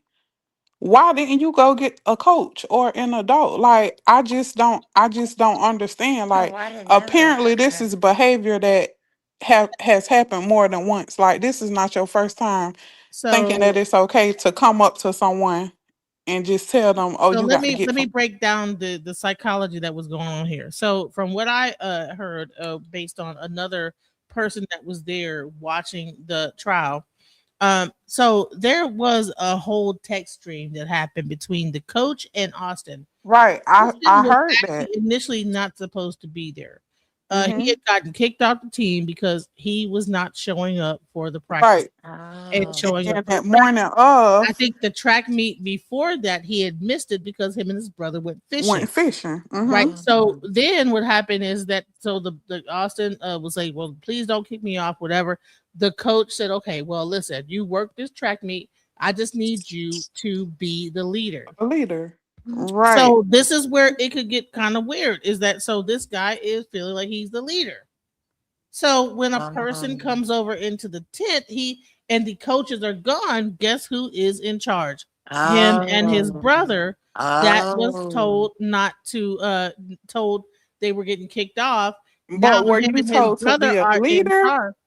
Well, no, But they're were in you Oh. charge. They're in charge now. So because it's junior varsity, this is a right? junior Mm. varsity track meet. So the varsity people were actually I think the brother had a shot putting event to do later on in the day, but Mhm. they were still like, okay, listen, you guys, watch the thing. I'm gonna take care of this. Go take care of that. So there was two coaches that had to go off, and one Yeah. person had to deliver a baton for the relay race. The Yeah. Right. other one had to go get like some help the person with some food.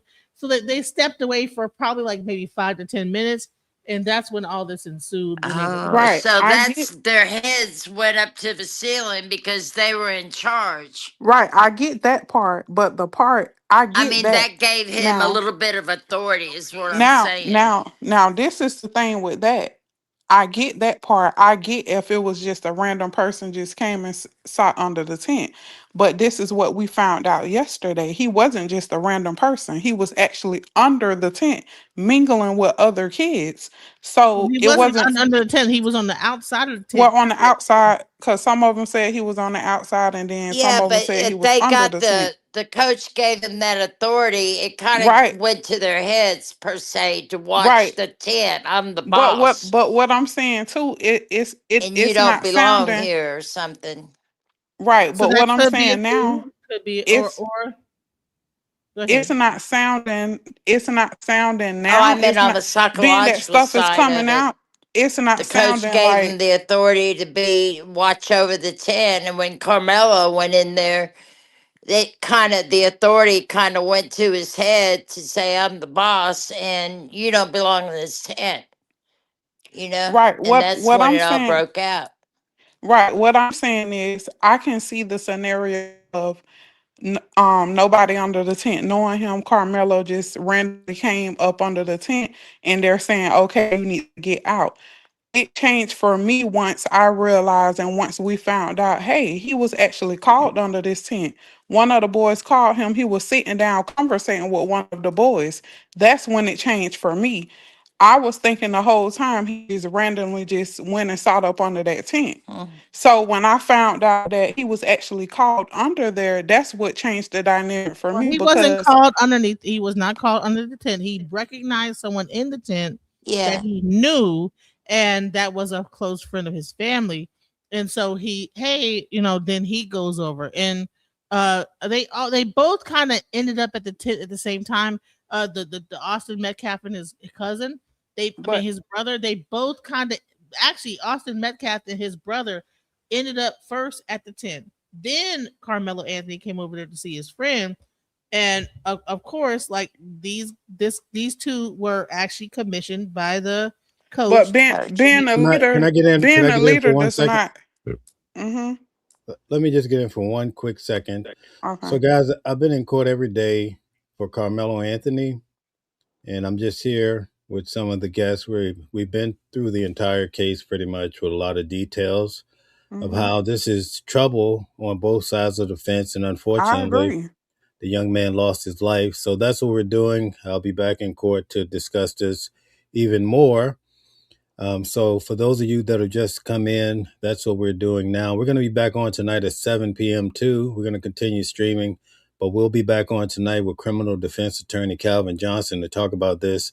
He's a local um, defense attorney for 25 years down in Dallas, Texas, and he has a very unique perspective. So make sure you come back tonight at 7. We're going to open it back up if you want to ask the attorney some questions too.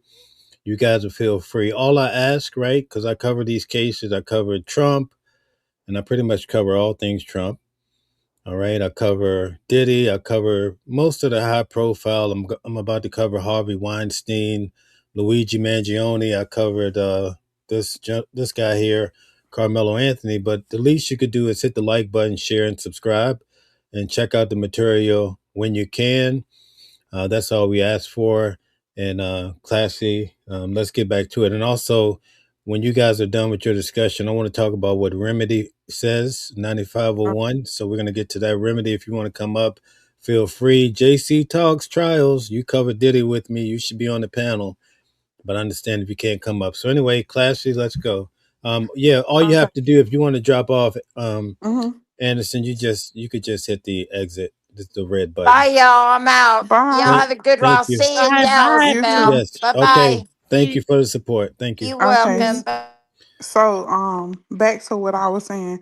To me, that changed it. Honestly, I feel like both of them were somewhat in the wrong. I still feel like Austin somewhat caused his, he was a part of his own death because if someone, where I'm from, first of all, where I'm from, me saying touch me and find out after I'm already having a verbal altercation with you, and if I say okay, touch me and find out, and you come up to me and you actually touch me, that to me that was a warning. That was a warning from me telling you don't touch me, don't come by me. And if you come by me, and if you have enough balls to come by me, not only touch me but try and pull me up, I'm gonna defend myself. And honestly, I don't even think that he intentionally tried to kill him. I think he maybe pulled that knife out and just tried to stab him just to get him off of him. But I don't think that was done with intent. I don't think it was done with intent at all. But I still don't feel like okay by the coach telling him I need you to step up and be a leader. I don't think the coach meant for him to okay, if somebody come in his tent, you tell them to get up. If they decide not to get up, you try and push them out the tent. That's not what leadership is. Okay, very good. Thank you very much for that. I just You're want to touch welcome. on this point that Remedy had brought up in regards to him being a leader. And I don't know what happened to that comment now. I should have started, but so many things are happening. So basically, if I could find the, here we go. No, that's not the one. But Remedy, if you could just repost what you said, maybe this is it. No, let's see. So anyway, there's this whole deal about the coach telling Austin he should be a leader. So the prosecutors are trying to use that to say that's the reason why he took control of the tent. But there's more to the story. I just want to give you guys the background. Remedy brought it up, and thanks to you, Remedy, I hope you lock in with this channel. You're more than welcome to come on the panel now, but I get it. Not everybody can come up, at the drop of a hat. It takes a lot to do this, right? I get it. If you can't, but if you can, then great. So here's the thing that happened. Austin evidently was having some issues and he wasn't following through. So the coach removed them from the team. He fired them basically, right? Something to that effect. And then he told them, I need you guys to be leaders or to step up. So it wasn't necessarily about that day. It's just that he felt like he came on the stand, he talked about it. He basically felt like, when young guys, Mm-hmm. they might be falling off and you tell your kid, listen, no more phone. And then you feel sorry you took the phone from them. And you give it And, back. and now you start saying, oh, okay, you need to be, you're going to college, you know how it goes, right? Mhm. Oh, you So step it step wasn't it like, up. Be a better person, not necessarily right, step right. it I up. But I the feel process, like too. Okay, I didn't know that. I thought it was like they're step it up they're from the beginning. keeping they're keeping a lot of things. It's a lot of stuff that is not being told. It's a lot of missing pieces to the puzzle. A lot of it. Like the boy who came up who lied and say he wasn't friends with Carmelo. I feel like he had a lot to do with what went on. He instigated a lot of this. He knows more than what I feel like. I also feel like it's possible that he actually recorded. You wasn't holding up a phone and you didn't record that fight or whatever. So it's a lot of stuff that's not being told. right, right. I get it. I get it. Carolina, please come back soon. We appreciate having you here. I understand your position though, but definitely come back and tap in with us when you can.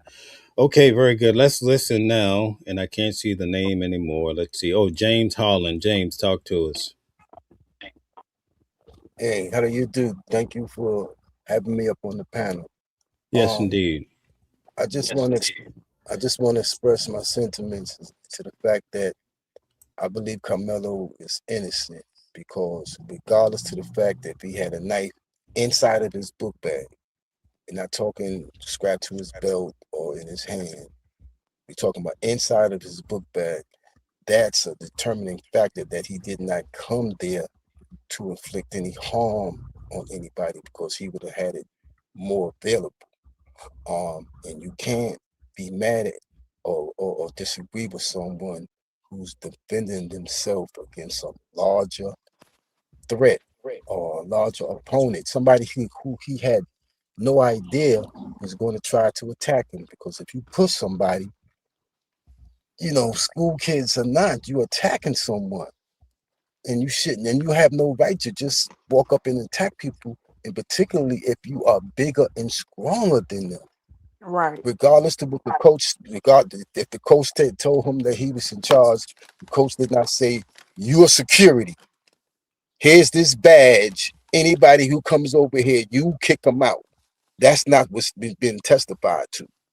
If he told him to be in charge of the tent, okay, I don't know what that means, but what it does mean, what it doesn't mean is that you have the right to put your hands on someone. Now, if the coach could be partly at fault for not stipulating what in charge means, but common sense should tell anyone that you have no right to be pushing and shoving and bossing anybody else around. If there was an issue with him being under the tent, he should have waited if there were no adults around because he wasn't planning on going to be on a told him to move. So if he said no, he ain't going nowhere. You got time to go find some adult Mm. rather than you taking it upon yourself to be the bleacher sheriff. So once you put your hands on someone, you have no they have a right to respond to whatever threat that's coming their way. And you can't tell someone how to respond if they feel their life is in jeopardy by a bigger person. Because I know right now, and thank y'all for listening, if someone as big as Shaq comes to me and just wants to fight and push on me, okay, even though I'm a man and I have fought people before, this is somebody who I might not have any wins with because of the size differential and their athletic ability. But I just don't want them to do anything that they want to me, so I'm going to try to even the odds. Me personally, if you that big and you don't have enough sense to pick on somebody your own size, then I'm going to do whatever it takes to defend myself against you, because I do not want you around me. I don't want you touching me. There ain't no police around that I can call or none of this stuff. Maya, is that So I have to defend myself. I There have a ain't no question, police. There to ain't no Mel. adult. Mel, I have a question for you. Here's my question. Um, when it comes down to this whole situation, like, okay, all right, I just had the question. I just lost I lost it. Okay, so let's go to JC Talks real quick and see what she has to say, and then we'll come back to you. Hi, Mel. How are you? Hey, good Good. friend. It's How are good you? to see you. I'm so glad to see you down there covering that trial. So glad. It's good to have someone there that we know is going to be honest with us about what's actually going on in the actual courtroom. Um, I was able to actually spend some time with you at the Diddy trial, and it was a huge difference in what was actually going on in the courtroom, from what was going on outside of the courtroom and what was actually being shown on TV. So it was good to see someone there that we know is being honest with us. But the question I have is, when it comes to them charging him with just first degree murder and not having any other charges, to me, when I think of first degree, we got to have premeditation, correct?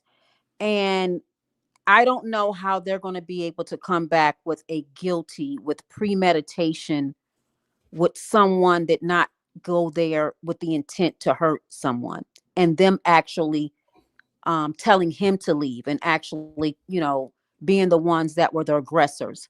How do you think that's going to come across when it comes to the jurors? And that actually gets to the question I was going to ask you: is can they actually switch it up to manslaughter, even though it's a murder charge? Can they switch it up and say, you know what, this is not a manslaughter? I mean, first degree. It's going to be manslaughter, and then still try him on, or do that? Can the jury do that? Or So what I would say to that is we're about to start the show at 7 o'clock tonight with the criminal defense attorney right in the backyard of the courthouse. So leave that question for him tonight because you could get the expert instead of someone trying to guess about it. Okay. So definitely come back on the show tonight. We're going to open up the panel. We're going to go probably 2 or 3 hours. So you'll get your shot tonight to get those legal questions answered. Okay, guys. Okay. As far as Awesome. that goes, that's what I would say. But as far as the premeditation that you're talking about, JC, um, I think it might be a lot of people are debating about that.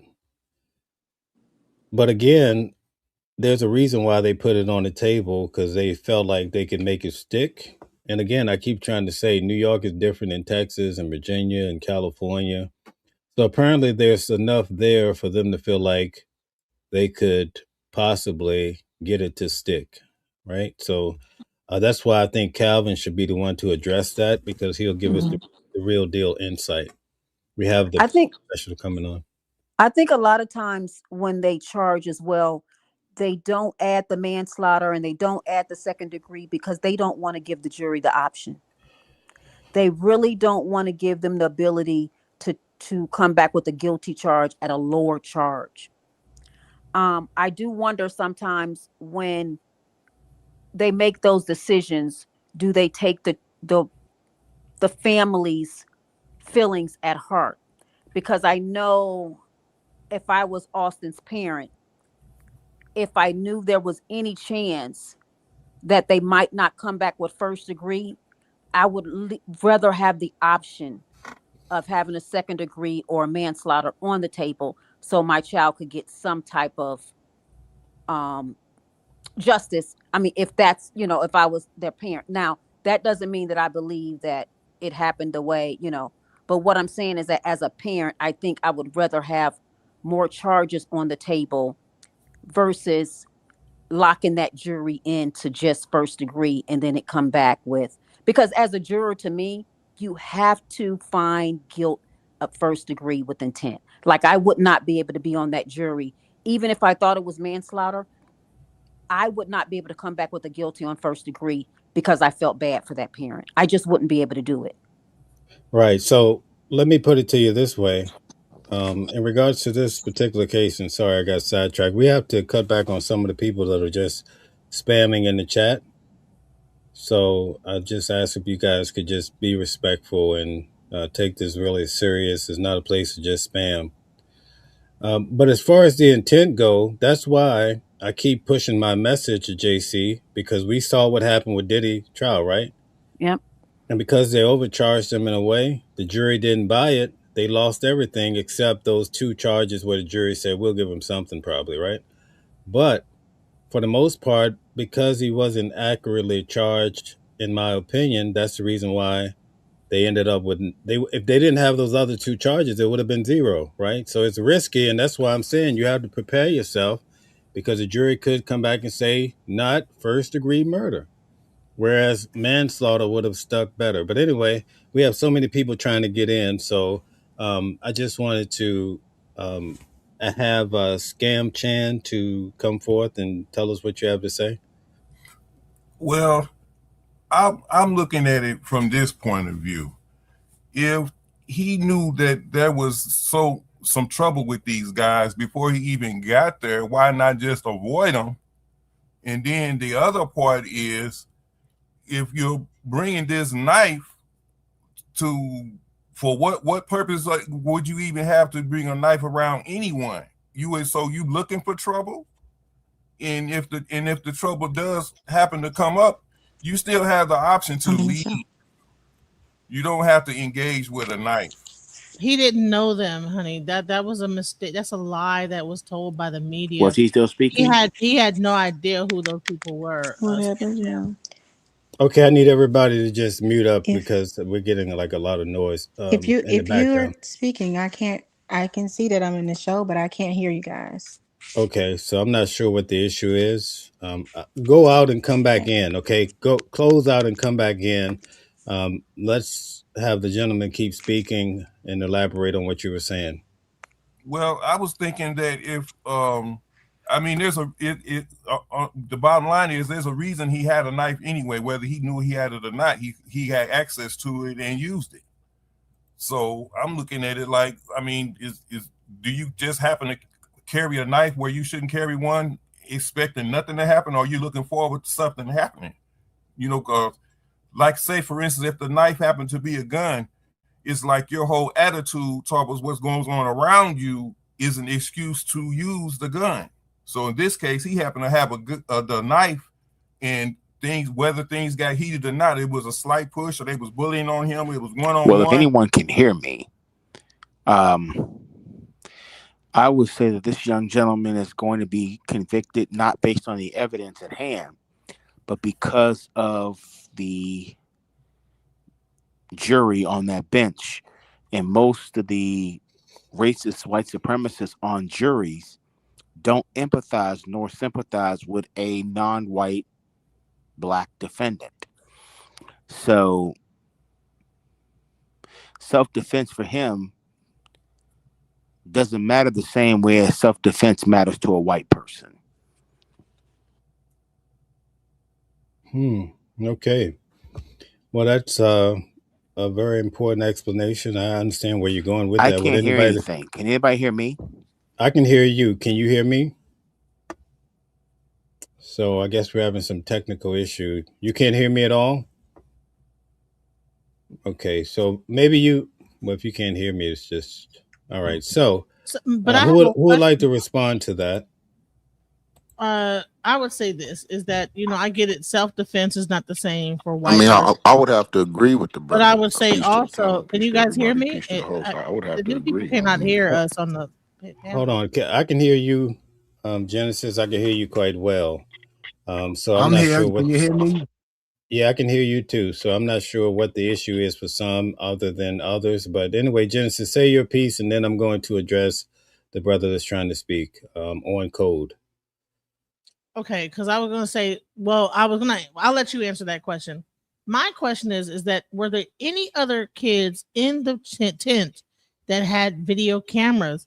My thing is that in the age of video, nobody else had a video camera, or did like the prosecution collect everybody's video and just say like, don't say that you had a video? Because I'm like, this sounds really strange that the only video proof is this far away video camera from far away. Where is the people, like kids in the thing that had video cameras? I mean, did Good you see point. anything like that? Like, why is there no other video? Well, that's something we really can't speak on because in court we've only heard about Eddie. Now, under the defense, that might be one of the things that they have coming down the pipeline. They may have several videos. We don't know for sure. So, right now, that's just a hypothetical. So, we'll just have to wait and see on that one. I'm going to go back to On Code, and I want to see if we can hear you now. So, On Code, try to speak up. okay, how about now? Can you hear me? Yeah, I can hear you fine. So, say your piece. Oh, okay. Yeah, I was just going to say, clearly what we can see here, man, I'm trying to be as unbiased as possible. But I mean, it's kind of hard to when we know that there's always been a two-tier justice system in this country. And there's a couple things going on here. We have court, the one that's going on and the one that actually matters where he's going to be sentenced. But we also have what's called the court of public opinion, which is what's going on right now, what we're doing and what everyone else is doing because as we know, the judge has, basically sealed off everything. There's no electronics, no camera. We don't get any footage. So we're basically going off everyone's word and everyone's opinion. And it seems like a narrative is being spun, and that's what's kind of pissing me off. They're leaving out that he was a 3.7 GPA student. He held two jobs. This young man had no criminal record. He came from a two-parent household. And the narrative that's being spun here through, I've seen it on Court TV and a couple other news outlets, is really what's pissing me off. How they're using his mugshot pictures and they're just really trying to paint him as a monster. And in the court of public opinion, he's looking bad because we don't have enough black media reporting on this as the other side does. And it's just a narrative being spun. Okay, so let me explain that to you, right? So, typically in these cases, and I'm pretty sure you're probably familiar, the prosecution goes first and they're going to try to bury the guy. They're going to find every little bad thing to say. They're definitely not going to say anything good about him. So the defense just started at the end of the day on Saturday yesterday. So now you're going to start to hear all the good stuff about him. But again, I explained when it comes to mainstream media, they're not going to tap into all of that. And right now, mainstream media is definitely going to reign supreme. And unfortunately, it's going to be more negative in the light of any defendant, unfortunately, and especially Carmelo Anthony, if you get my drift. So look forward to at least just, we're talking about technicalities of the case. And you can come back tonight at 7 and talk with criminal defense attorney Calvin. But now you're going to start to see the defense, talking about Carmelo, and they're going to try to tell you the great things about him. So that's just how that goes. Yeah, and I want, I hate not to cut you off, and I kind of see these buzzwords that they're throwing out. And even there was another case in Texas maybe 10 or 15 years ago where a young white man mowed and plowed down, I think, four people, and they used an affluent disease defense, and it actually worked, and it got him off. And now they're throwing out this word gouting or goading or whatever it's called, and they're using these buzzwords. These kind of seems like these people are just making stuff up as the game goes along and throwing out these buzzwords to try to get people hooked and as a way to get him off. You know, I don't know if you're familiar with that affluent disease that they used a few years back, also in the state of Texas. Right. And I just want to say we have a lot of amazing people coming through, well spoken. Guys, definitely tap in with the channel, The like, share, term they used subscribe. was affluenza. Affluenza. It's called affluenza. Okay, thank you very much. So take a moment, hit the like button, share, subscribe. Make sure all of you guys come back tonight at 7 p.m.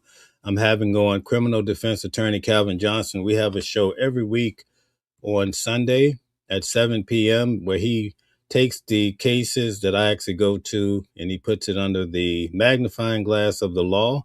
And so you'll get a chance to come on, talk to him, have your questions answered. I'd like to ask that everyone be respectful. I see a lot of people are spamming in the comments. It shows a lack of respect. I get that people are not going to agree with everything because we cover some tough cases. And, you know, there's always going to be both sides of a story. Not everyone's going to be happy. But if you guys can take a moment and tap in, I just want to say thank you very much. I think we have up next a mother that I interviewed and I have her on. Remedy, she's coming up. I want you to just speak briefly about Karmelo, but then also tell us about your son. And then we're going to have Linwood come up. But before I do that, I just want to make sure that, let's see, Harden is okay. Did you want to add anything further? James Harlem? Okay, maybe you're not there for right now. Okay, so Remedy, go right ahead. I'm here. Go I'll ahead. wait to her. Okay. I think the sound went out. I could hear you at first, I can hear but you. can I'm you hear sorry to me? interrupt. Yes, I think go the ahead. term that they used was affluenza. Okay, we copy that. Thank you very much. Can Appreciate that. it was Okay. can you hear me? Yes, go ahead. Tell us about it. We can hear you. Mhm. Okay, so Remedy, go right ahead. I don't know if Is it she can hear you. okay? So I'm not sure if you guys I can. can hear you. Go ahead. It's a Remedy, go delay. ahead. It's a delay, Bell. It's a delay.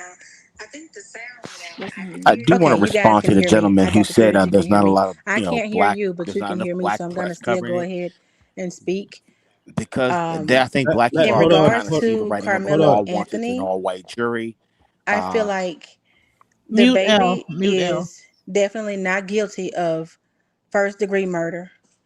He had no knowledge of, well, of course, they probably knew each other from around, but he did not go to that meet with murder on his mind. He didn't go to that meet with intent to stab and kill someone. He was um, called under the tent.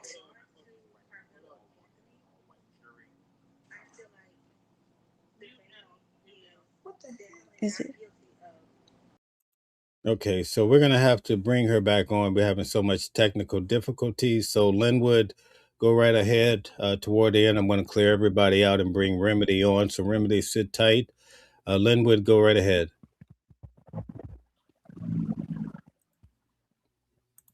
Linwood, are you there? James Harlem is still here, just in case. I think Okay. it's like a delay going on with certain people. All right, James Harden, you can go right ahead. Yes, again, and once again, thank you both for this broadcast. It's very important.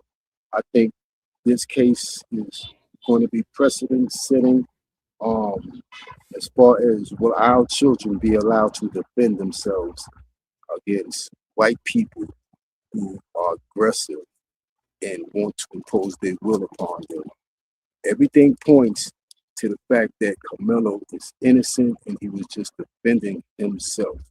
How he defended himself might be questionable, but who can say how they will defend themselves against someone who's that much larger than them? You can't say you don't fear for your life because that would be a foolish thing to say. And if the knife was in his book bag, that means he had to go inside his book bag to get it. But he gave a warning saying, if you do anything to me again, it's going to be an issue. So that means that he did not intend it for anything to happen to Metcalf. He just wanted him to leave him alone. But Mr. Metcalf did not heed his warning. He wanted to exercise his will, whatever that was. And that's just not how we're supposed to be. This is not how we're supposed to act um, as citizens. And because he broke that social contract, he paid the ultimate price with his life. But he had all the opportunities to leave him alone. That's it. Okay. Okay. Here's a question: if someone, if you have a knife in your bag and someone is so-called bullying you, and you say, "Well, watch if you see what happens," and you reach in your bag and stab them, that's no longer that means that you anticipating them doing something to you, I and can't hear the then host. I'm not yeah, saying anything. Just sit tight. I'm the one talking. So this is where it's going to get really tricky. Okay, with this whole case. Okay, now if he would have never said nothing, like didn't say nothing, and just did it, one story. But if he says, "Well, listen, if you come at me, you know what I'm saying?" Then that means that he reached in his bag. He knew he had the knife in there, and then he gave him a warning. Said, if you come to do this XYZ, guess what's gonna go down, or whatever, or watch out, or whatever it was. So there is where in those whatever the real words he said is where the premeditation could lie, because if But that's he not had his hand in premeditation. the bag, well, no He premeditation. warned them. It's like a No, police saying, no, stop or I'll shoot. a warning is premeditation, though. Warning No, somebody no, is no. A no. warning. If I like That's. warn you of something, I listen. understand what you're saying. If I I tell understand you, what you're saying. I'm listen. If you come and if you touch me, I'm gonna do something, but I don't. You don't know what it is, right? And from what I heard is that Austin Metcalf says, "Man, we're in Frisco. You ain't gonna do nothing." And so I'm not sure. Was that true that he said we're in Frisco. We're not fixing to do nothing. That was Or testified. That was testified in court. right. So if he said, so he's not expecting that this guy has a knife in his bag. So he's like, yeah, man, you ain't gonna do nothing. Push, right? Okay. Boom, Okay, but he stab. wasn't expecting So him to do anything, Genesis. so He wasn't, but Anthony wasn't expecting him to do anything. hold on, listen. So it's a thing. So there was a word that was said, hey, touch me and see what happens, or whatever he might have really said. I'm not sure what the real words were. It's so many different words going out that he so called said. But then Austin said to him, "Man, we in Frisco. Ain't nothing gonna go down, man. Whatever." He's not So expecting because we're in Frisco. hold on 1 second. Hold on 1 second. Okay, okay. The All the right. best the best testimony so far is that came from Eddie when he testified the day after this happened. He said that Austin told Carmelo Anthony, who remained sitting down, he says, "I'm going to remove your bitch ass out of here." And Carmelo Anthony says, "Okay, move my bitch ass then." So there's your answer. Go ahead. So it wasn't like I'm about to do this. So it was so it was never like you see what happens. It's I'm gonna move your bitch ass out of here, and then he says, "Well, move me out of here." Then it was never see what happens. So see what happens never came out in the whole case, Mel. Never. Even if he said that, Genesis, he's giving But him hold on, fair no, warning. Something's no. going to See happen what? to No, you listen, because you messing with me.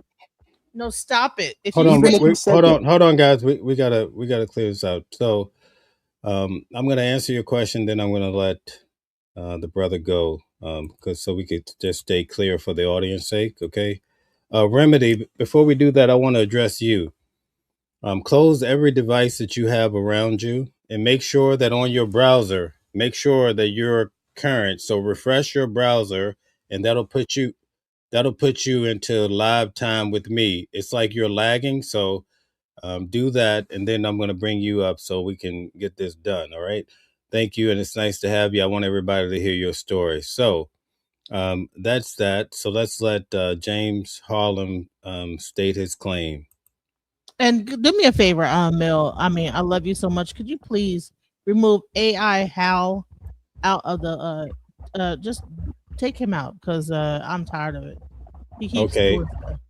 He's from your side, I believe, right? No, he's on your side, but he's from he. That's the Ben and the High Council, Reverend, whatever. He does this. He says that every time I say Yeah, something. that's what I'm saying. I think he's from your side. Okay. So anyway, all right, I'll take care of that. But go ahead, let him let the brother James Harden. I want to hear him out. Go ahead with your refute her claim. Go ahead.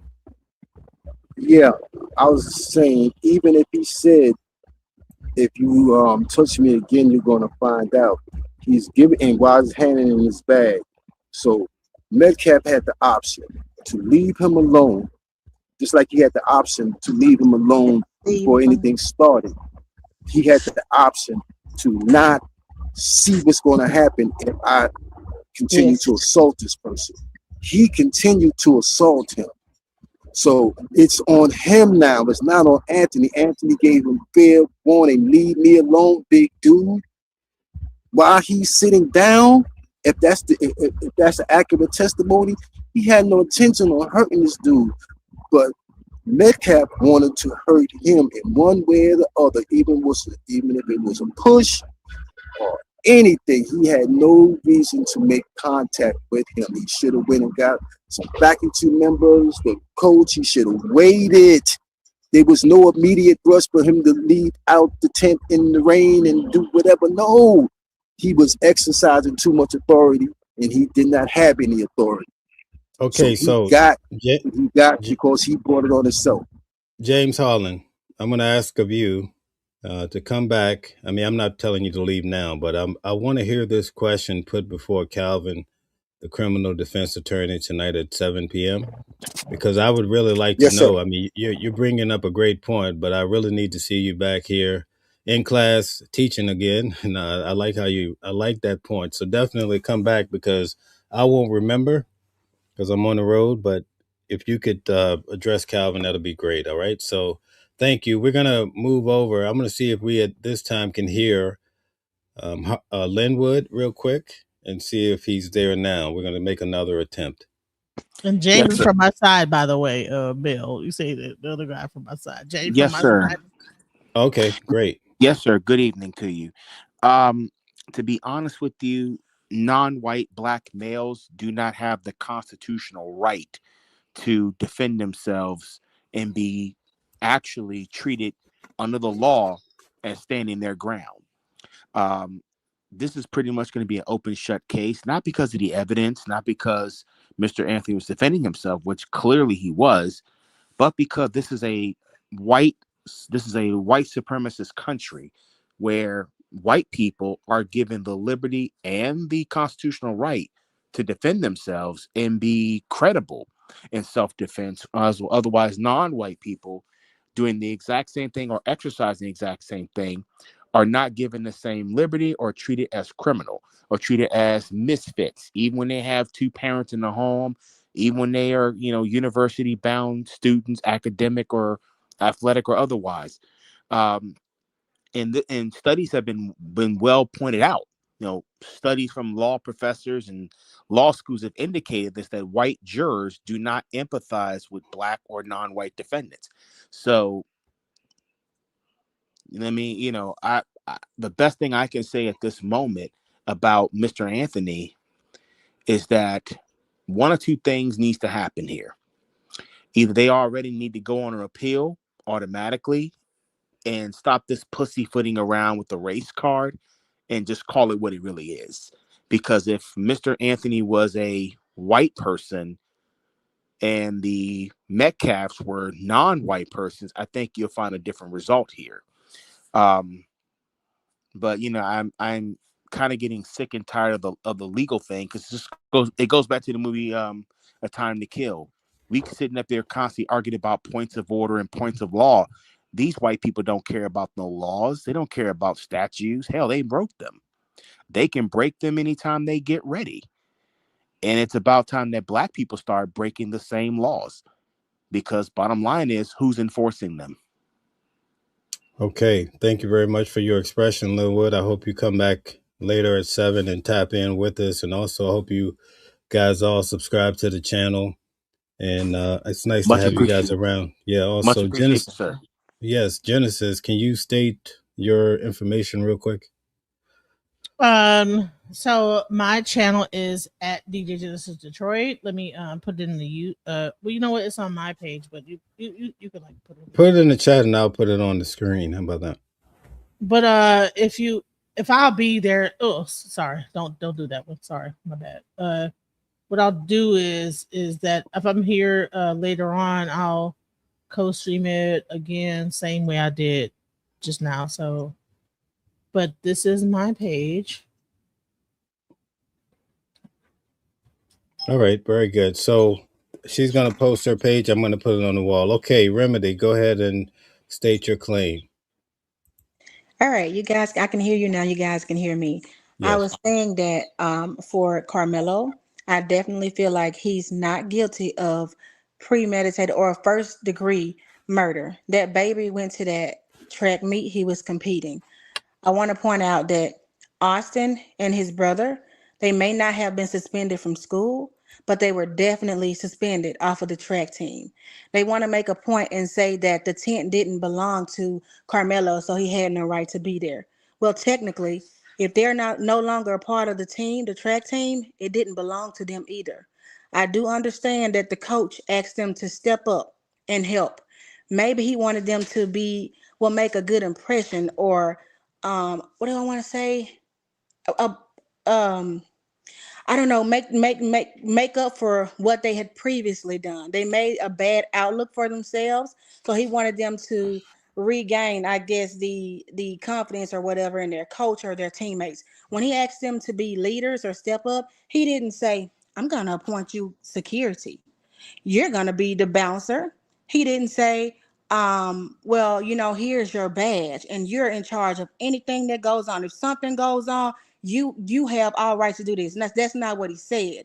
What they need to ask is, coach, even though you asked him to step up and be a leader, what context did you mean that? He probably meant stay around, encourage your teammates. If they feel like they're losing, if they feel like things are not going in our way, this is where you step in and pat them on the back. You encourage them to keep going, not give up. You tell them, hey, we're not on the team, but we're still fighting. You fight too. In that manner, I don't believe that the coach meant you put your hands on someone and physically remove them if there is a problem. And then I want to point this out too. These are seniors that we are speaking about. You go through school, they teach you context clues, hand in the bag, or don't touch me, leave me alone. You go through reading comprehension where you understand that no means no. No means no, or whatever it is, you understand. He's not hearing impaired. He did not have a disability. You heard him say no the first time. You heard him say no the second time. You heard him say no the fifth, the sixth, the seventh time. What you're doing, Austin, is you're harassing. That is a form of harassment. Even though you're saying that that child didn't belong there, you are now harassing him because you're continuously asking him something he's telling you no. Okay? Even though you heard him say this several times, you decided, well, if you're not gonna move, I'm gonna move you myself. That's against the law. You cannot put your hand, you did not have the authority or the right to put your hands on this child. Furthermore, how was Karmelo to even know that the coach asked Austin to stand up? In his eyes, in his view, listen, this is a 17-year-old kid.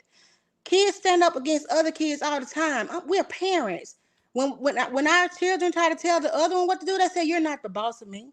You don't tell me what to do." I teach my kids, if the other one does something, don't you dare put your hands on. You come tell. I'm mama. I'm big dog. You come tell me. That's what should have happened. Austin should have never put his hands on Karmelo. Even if he wouldn't move, you heard him say it several times. And then some people say, well, Karmelo was asked 15 times to move. Why did you feel like he had to listen to him? I don't care how many times he asked him. You heard him say no 14 times ago. What was the law that said he had to listen to him? But You decided to put your hands on him and move, and nobody is saying that the child deserved to lose his life. Sometimes we pay the price for the things that we do. Now, speaking back to what the other person said too, they wouldn't have known that he had that knife in his bag if they hadn't approached him. That's true. Listen, I'm an adult. I one time took a weapon into the IRS building because I forgot that it was in my purse. Okay. This is my first time going to the building, and the man had to tell me. He said, "Baby, come here, listen to me." Cause listen, no, I was confused. I was like, "What? What did I do? What did I do?" It was in my purse. I forgot it was there. But I'm saying mistakes happen, and it's not like it was a house weapon, like any of you said. It was a simple tool that can be, picked up in the store or bought in the store. Um, they say that Carmelo had ample time to walk away if he felt like he was being threatened. Well, when Austin asked him 3 times or 4 times or 5 times or 7 times or 10 times, and he kept saying no, he too had the option to walk away and go get the coach or whoever he needed to get this child removed out of the tent if he felt like that they were all in danger in some type of way, or he shouldn't have been there. Their belongings were in danger. We have an imposter here. He shouldn't be here, and he needs to be removed. We don't want him here. There is protocol for that. Also, I want to speak on the coaches. If you are trying to run an event and you are short staffed, you don't have the security, you don't have the manpower, they have protocol for you to, not for you to designate a student to be in charge of other students, because that's not going to end well. It doesn't work with our kids. It's not going to work well with students either in school, especially people who don't know each other. Carmelo he wasn't very familiar with this child, but all he knew is, you're not going to push me around. Same way we feel. There are many of us here, many black people that feel like, I'm tired of being pushed around. You're not going to push me around. You're not going to tell me what to do. And the bottom line is, the bigger picture, the biggest picture, he was not legally authorized to remove that child. I don't care what the coach told him. He was not legally authorized to put his hands on that child to make him do something that he didn't want to do. A lot of Right. people. So, so let me ask you this question, right? I want to ask everybody. James Harlem just left. I was hoping to get him in on this, but it's okay. If you're still there, James, you could just hop back on. All right. So let's just look at this really, really seriously.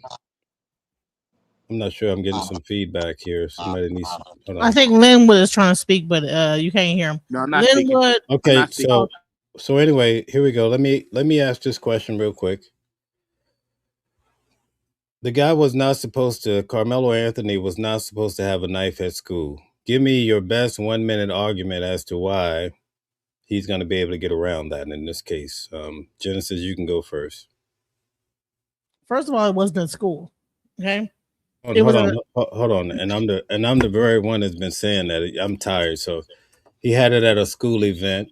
For the record, thanks for catching that. So he had a knife at a school event. Okay, so how would you explain yourself out of that situation as the first main point of this case that he would have to get around? Let's see. I would say this is that if you actually been to any tracks, they are off of school ground. They're all right. They're normally in a junior high school, like away from the school. You understand? So for the most part, like they are a individualistic thing that is held like in a certain area, right? There's no signage saying you cannot bring this into the thing, even though people know what the rules are. Hold on. Let's stop. Let me correct you. So they showed us evidence in court. There was a sign up saying no alcohol, no drugs, no weapons. So if you want to reset, go ahead. Oh, so at the because I went to the Mesquite High School track to see, but you Okay, can so it wasn't Mesquite. It was down first in of all, it Texas. So actually so so says so anyway, in this case, they've shown evidence that there was signage, and also the coach said they signed a waiver or what have you, saying that they won't bring weapons to school. So take that into consideration and argue why he was okay to have a knife at school. Let's go. can't argue it. If it said that and they signed a waiver, He shouldn't have had it there. So that's Okay, can you make any argument for Carmelo Anthony to not receive any time? Go. to not to. I think he should get some time, not like life in prison. Not. I believe that he should get manslaughter. I don't think it's a. I don't. I believe it's murder. He did kill somebody. I don't think. I think maybe second degree. I don't think it's first degree. He probably should receive some time, but not zero time. So that's probably where I might like be. If you're saying zero time, because the fact that he did, according to the law, break the law by having that knife and then using that in that situation. I don't know. I believe that he probably would probably No, get a no, little no, second. no, no. So you're on the stand, right? And you have Mhm. to argue for his life. Give me the best minute. I want everybody give me your best argument as to why he should be given a pass for having a knife at school. Because that's what this is gonna boil down to. I gave you guys all the different surrounding scenarios, but make an argument for him as though he was your son or somebody that you cared about Give me tremendously. a second and let somebody else answer. Let me just think about this. I gotta think about this. Let me just think. Okay, so Linwood Remedy, one of you guys want to chime in and try to make an argument as to how would you get around this knife at school business? You don't. Okay, so make your argument against it, for it. Just give us a one My minute spiel. If a racist white supremacist messes with a powerless non-white person, white power over non-white powerlessness, Mr. Anthony did exactly what I would have done, which is maximum emergency compensatory justice. Plain and simple. I would rather do life in prison than let a racist white supremacist try to harm me. I Okay, have so no now, so I now I have no have argument, to sir. I let. say through the court system because it's ran by white supremacists. Burn it down to the ground. We don't need to keep having this argument about legal standards and all this other garbage. These people don't follow that. We're still playing by those same old cracker rules. They don't follow their own laws. If you look at the state of Texas, people walk around with knives and guns a lot, and it's very common in that state. What makes it so different for Mr. Anthony to walk around with a pocket knife? I'm not on the law side here, sir. I'm not even going to argue the points of order because bottom line is if they don't follow those points of order, why should we continue to do the same thing? Why should Mr. Anthony and his lawyers have to get up there and say, well, this was a self-defense case? No, two racist suspected white supremacists tried to harm me. And like the man in the movie Time to Kill, yes, I hope they die and I hope they burn in hell. Okay, All right. so let So me I just ask finally you. have Hold on one second. That's what Hold I on. would go with. Okay, so let me ask you this question in regards to what you said. How would you establish in court that a 17-year-old young kid is a white supremacist? They're white, plain and simple. If they no. function as members of a race, they are suspected white supremacists. White equals terrorist. White equals racist. You know, it's cut and dry to me. That's like, listen to me. They're ISIS and they're the Taliban.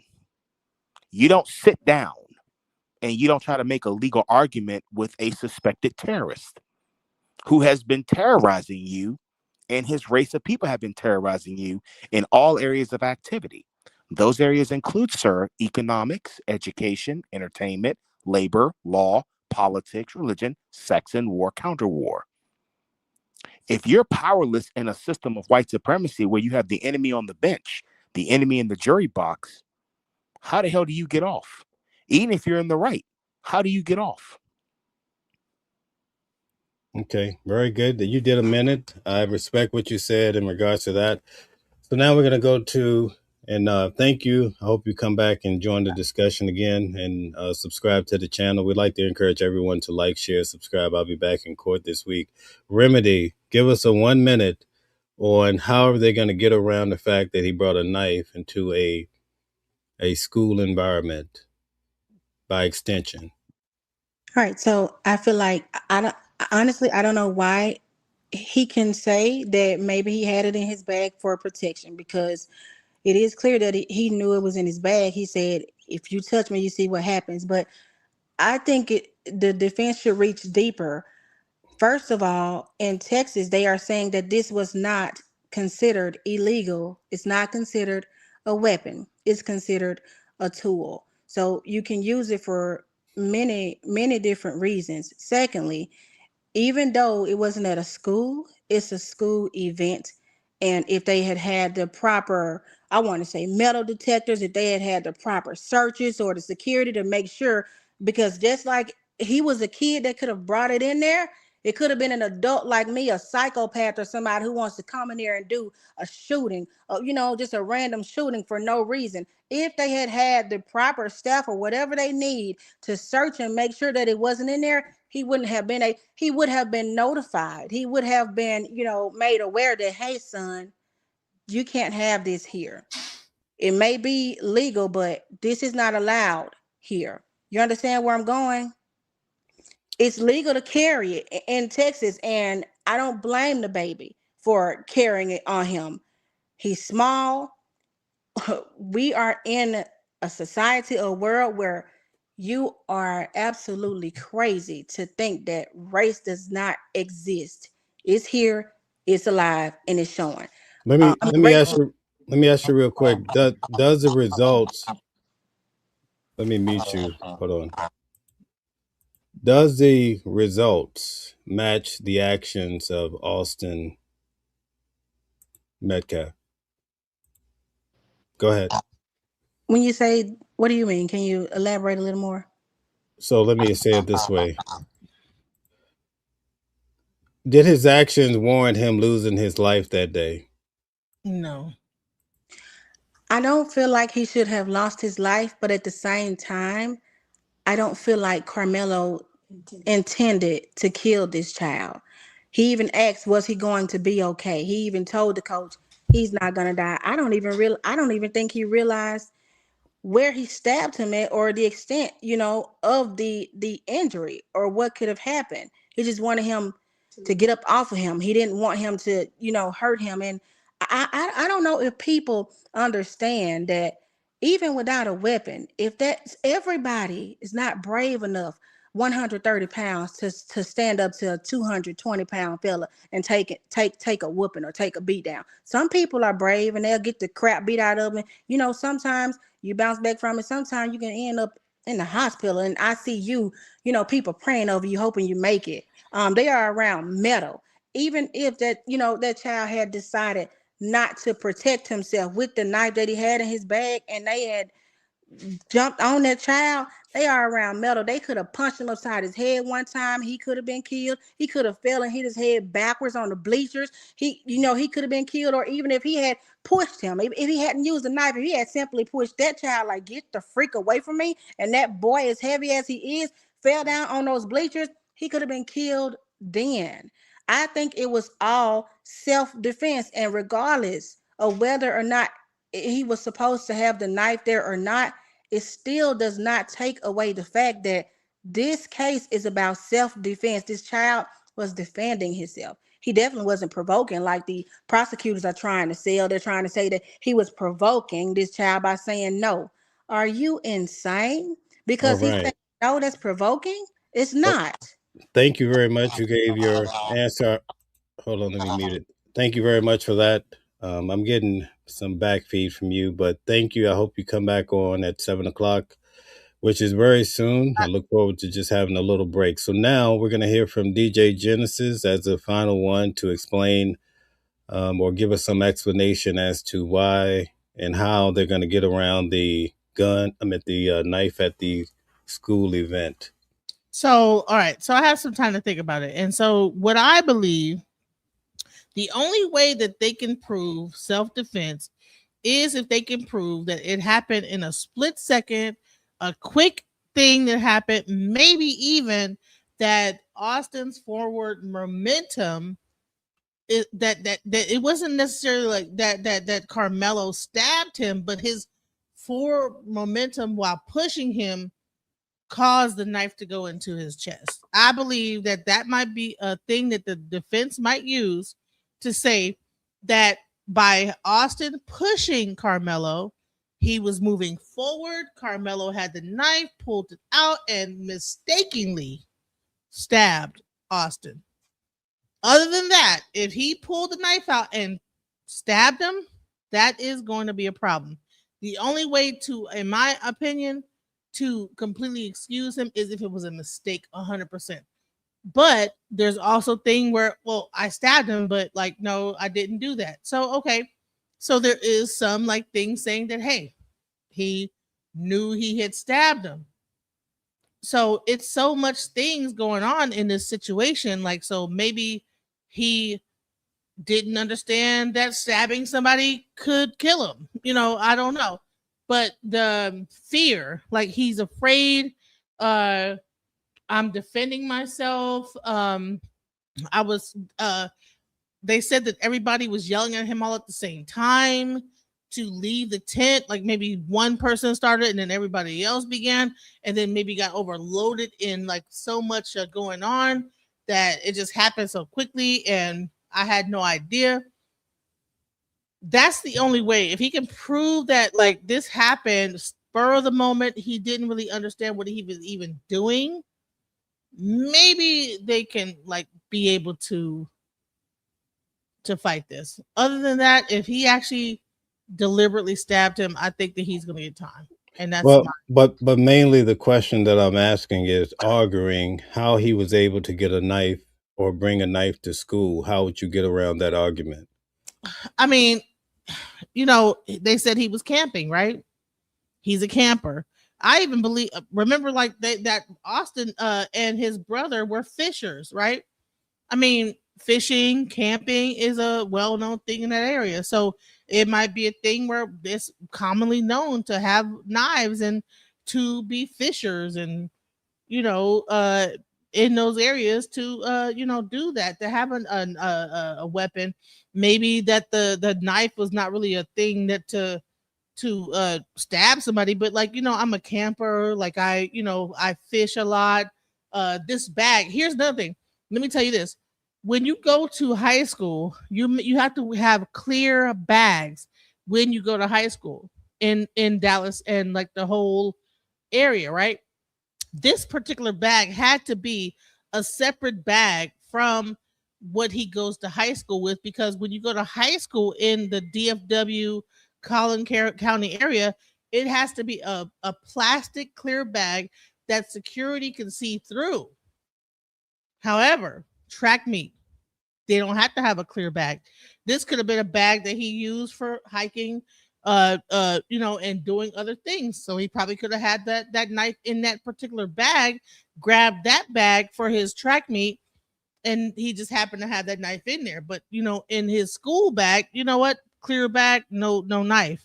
So maybe they could like say, hey, this is my camping bag, but I brought to for track and field, but this is my normal bag I bring to school. Clear bag, plastic, you can see through it. There's no weapon. So maybe this was like a separate bag for that he uses for like camping, doing The regular the stuff. the bag had, it was his school bag from Centennial, so we know that as Oh, evidence. It actually had it on there. oh wow. So I don't know, because I know Well, like who is his defense attorney? I don't Who's know. defending? Say that again. I'm sorry, I can hear you. Sorry to interrupt the young lady. Who is defending Mr. Anthony? A person named Mike something, Mike. Is it Now, Howard? here's the question: what argument is he making? Now, the host, you're asking a very interesting question. What defense? Well, you don't bring it up because bottom line is you can't make an argument about why would it. I mean, listen, most schools guns are prohibited from being on the grounds, but yet you have an SRO officer on there that's loaded to the teeth, but those guns are allowed on premises. Think about that for a moment. Second thing we got to think about is, does he really camp And if you're in school, what do you need a knife for? Are you being bullied? Were you being bullied? Was something going on where you had to take matters in your own hands? You couldn't just go run to mom and daddy. You had to stand on your own 2 feet and handle it. And most black kids get bullied a lot in school. And some people, we're not just going to keep going to mom and daddy saying, hey, get the administrator to stop it. Either the administrator is going to stop it, which most of them are suspected white supremacists. I'll put that suspect on the top of it. So our kids are in danger from word go. So and I'll put this argument on the table. What are our children supposed to do to defend themselves against racist aggression? Are they supposed to just take it and say God bless them and forgive them? And what are they supposed to do in any of those situations? Turn the other cheek, go around to the administrators crying. What are they supposed to do in that scenario? I think the biggest mistake is to turn this into a racial issue. It's already a relationship, ma'am. We listen. It's no shade at you, my dear, but as black people, we have got to stop this foolishness of just saying, "Oh, there's no racial issue here." No, It I'm is. saying like when it comes down It to a is. trial, It. no, It. that it is not gonna get him off Listen, by saying ma'am. it's a racial All issue. areas of activity is based on race. When you look at the look, But that's I'll not just gonna go. get him off, I like saying it's I don't race. give a shit. Excuse me. Excuse me. I don't care if it doesn't get him off. That makes our valid point. But saying it's race is not like, oh, it's a racial, the white people, whatever. That's not going to. Bottom line, it's about the law and They don't follow the law, the ma'am. example. Hold on, the They don't example follow I that showed law. was me trying to understand. They Okay, wrote it, from but the they don't follow legal it. standpoint, maybe it was about like that he had a bag or whatever. Everything I said, hey, Mel was able to say, nope, it wasn't a clear bag. It wasn't because of that. There was a school bag. So this seemed to me like he might be cooked, to be quite honest. And I don't I care mean, how much listen. race you want to bring into it. I It would say, sounded to me listen. like they're gonna like be able to not even care about like the fact that he had that knife on the school on that, like, not even school grounds, but a school property, even like outside. Once you get past that mark that says you're on school ground property, can't have weapons there. Then you can't So, have SROs on property with guns. We saw what happened in Uvalde when a school shooting and did that, and them but pussies didn't do nothing. they have a permit to have They SRO. had a permit, but they didn't No, do nothing with most it. security has a permit.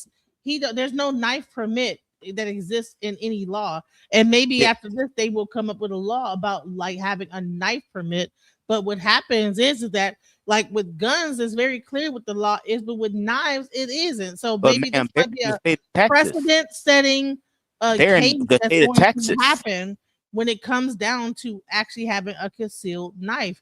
But But this ma'am, is they're in like Texas. when he This is the gun. This is the wild wild west of laws here. Then you're going to be contradicting yourself if you really sit back and think about it. Yeah, so Because I you can't no, I'm have not knives on the contradicting property, myself. but you got guns on the property. Which one's going to make Right, but sense? but you have to have a license to have a gun. But there's no license for a knife. That's the problem. There's license to carry licenses that exist. So even if a person has an SRO, that's a license to carry as a security officer on the grounds of the school. There is no such thing as a license to carry a knife. So all Okay, this is gonna do by this I see case your is point. gonna be an example. We need to have license to carry a knife now, and other. I mean, what if he had like a stun gun and he used a stun gun and then he had a heart attack based on using a stun gun? Then what? Right. Well, So It listen, so ain't I feel argument. like let, wait a minute. Well, I'm sorry to cut the host off here because I definitely want to give the host his flowers here because this is a constructive conversation. But we got to look at the logic of this here. Yes, you are right. That's not going to get him off. And personally, I don't want him to get off because I think this sets an example of okay, the laws don't work for black people in this country. They just don't. Let's just admit that and move on. It don't work for us. This is not about black or white. This is about having a weapon or not Ma'am, on school grounds. People want to make it about black and white, but ma'am, listen. I don't care about hold on, them. They don't follow their own laws. Okay, so guys, if the laws that are written on the books are not applied equally, why the hell do you think that us as black this people? Is not about like that. Hold on, guys. Hold on. Property. That's what it really boils down to.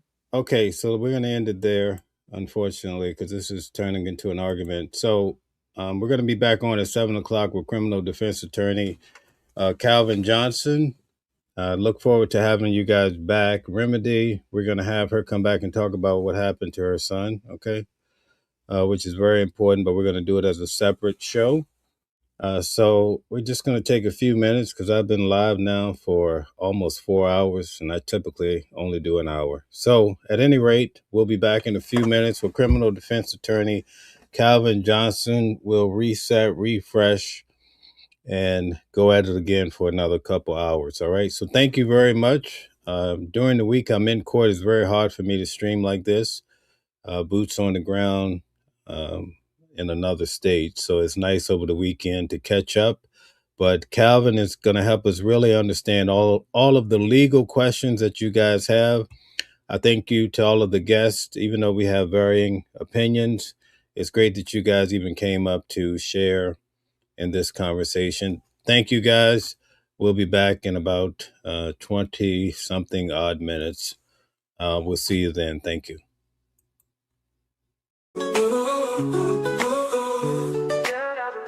Different voices, but the same song. Living a world where we all belong. Kindness leading the way, breaking the chains. In the symphony of love, the thing remains. Embracing diversity, brighter days in sight. Watching the world sharing love and light. Hearts beating as one in our peaceful flight. Colors of harmony, painting the night.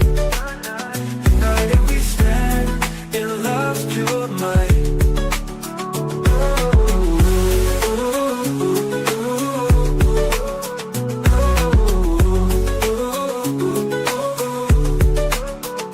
Watching the world sharing love and light. Hearts beating as one in our peaceful flight. The colors of harmony, painting the night. United we stand in love's pure might.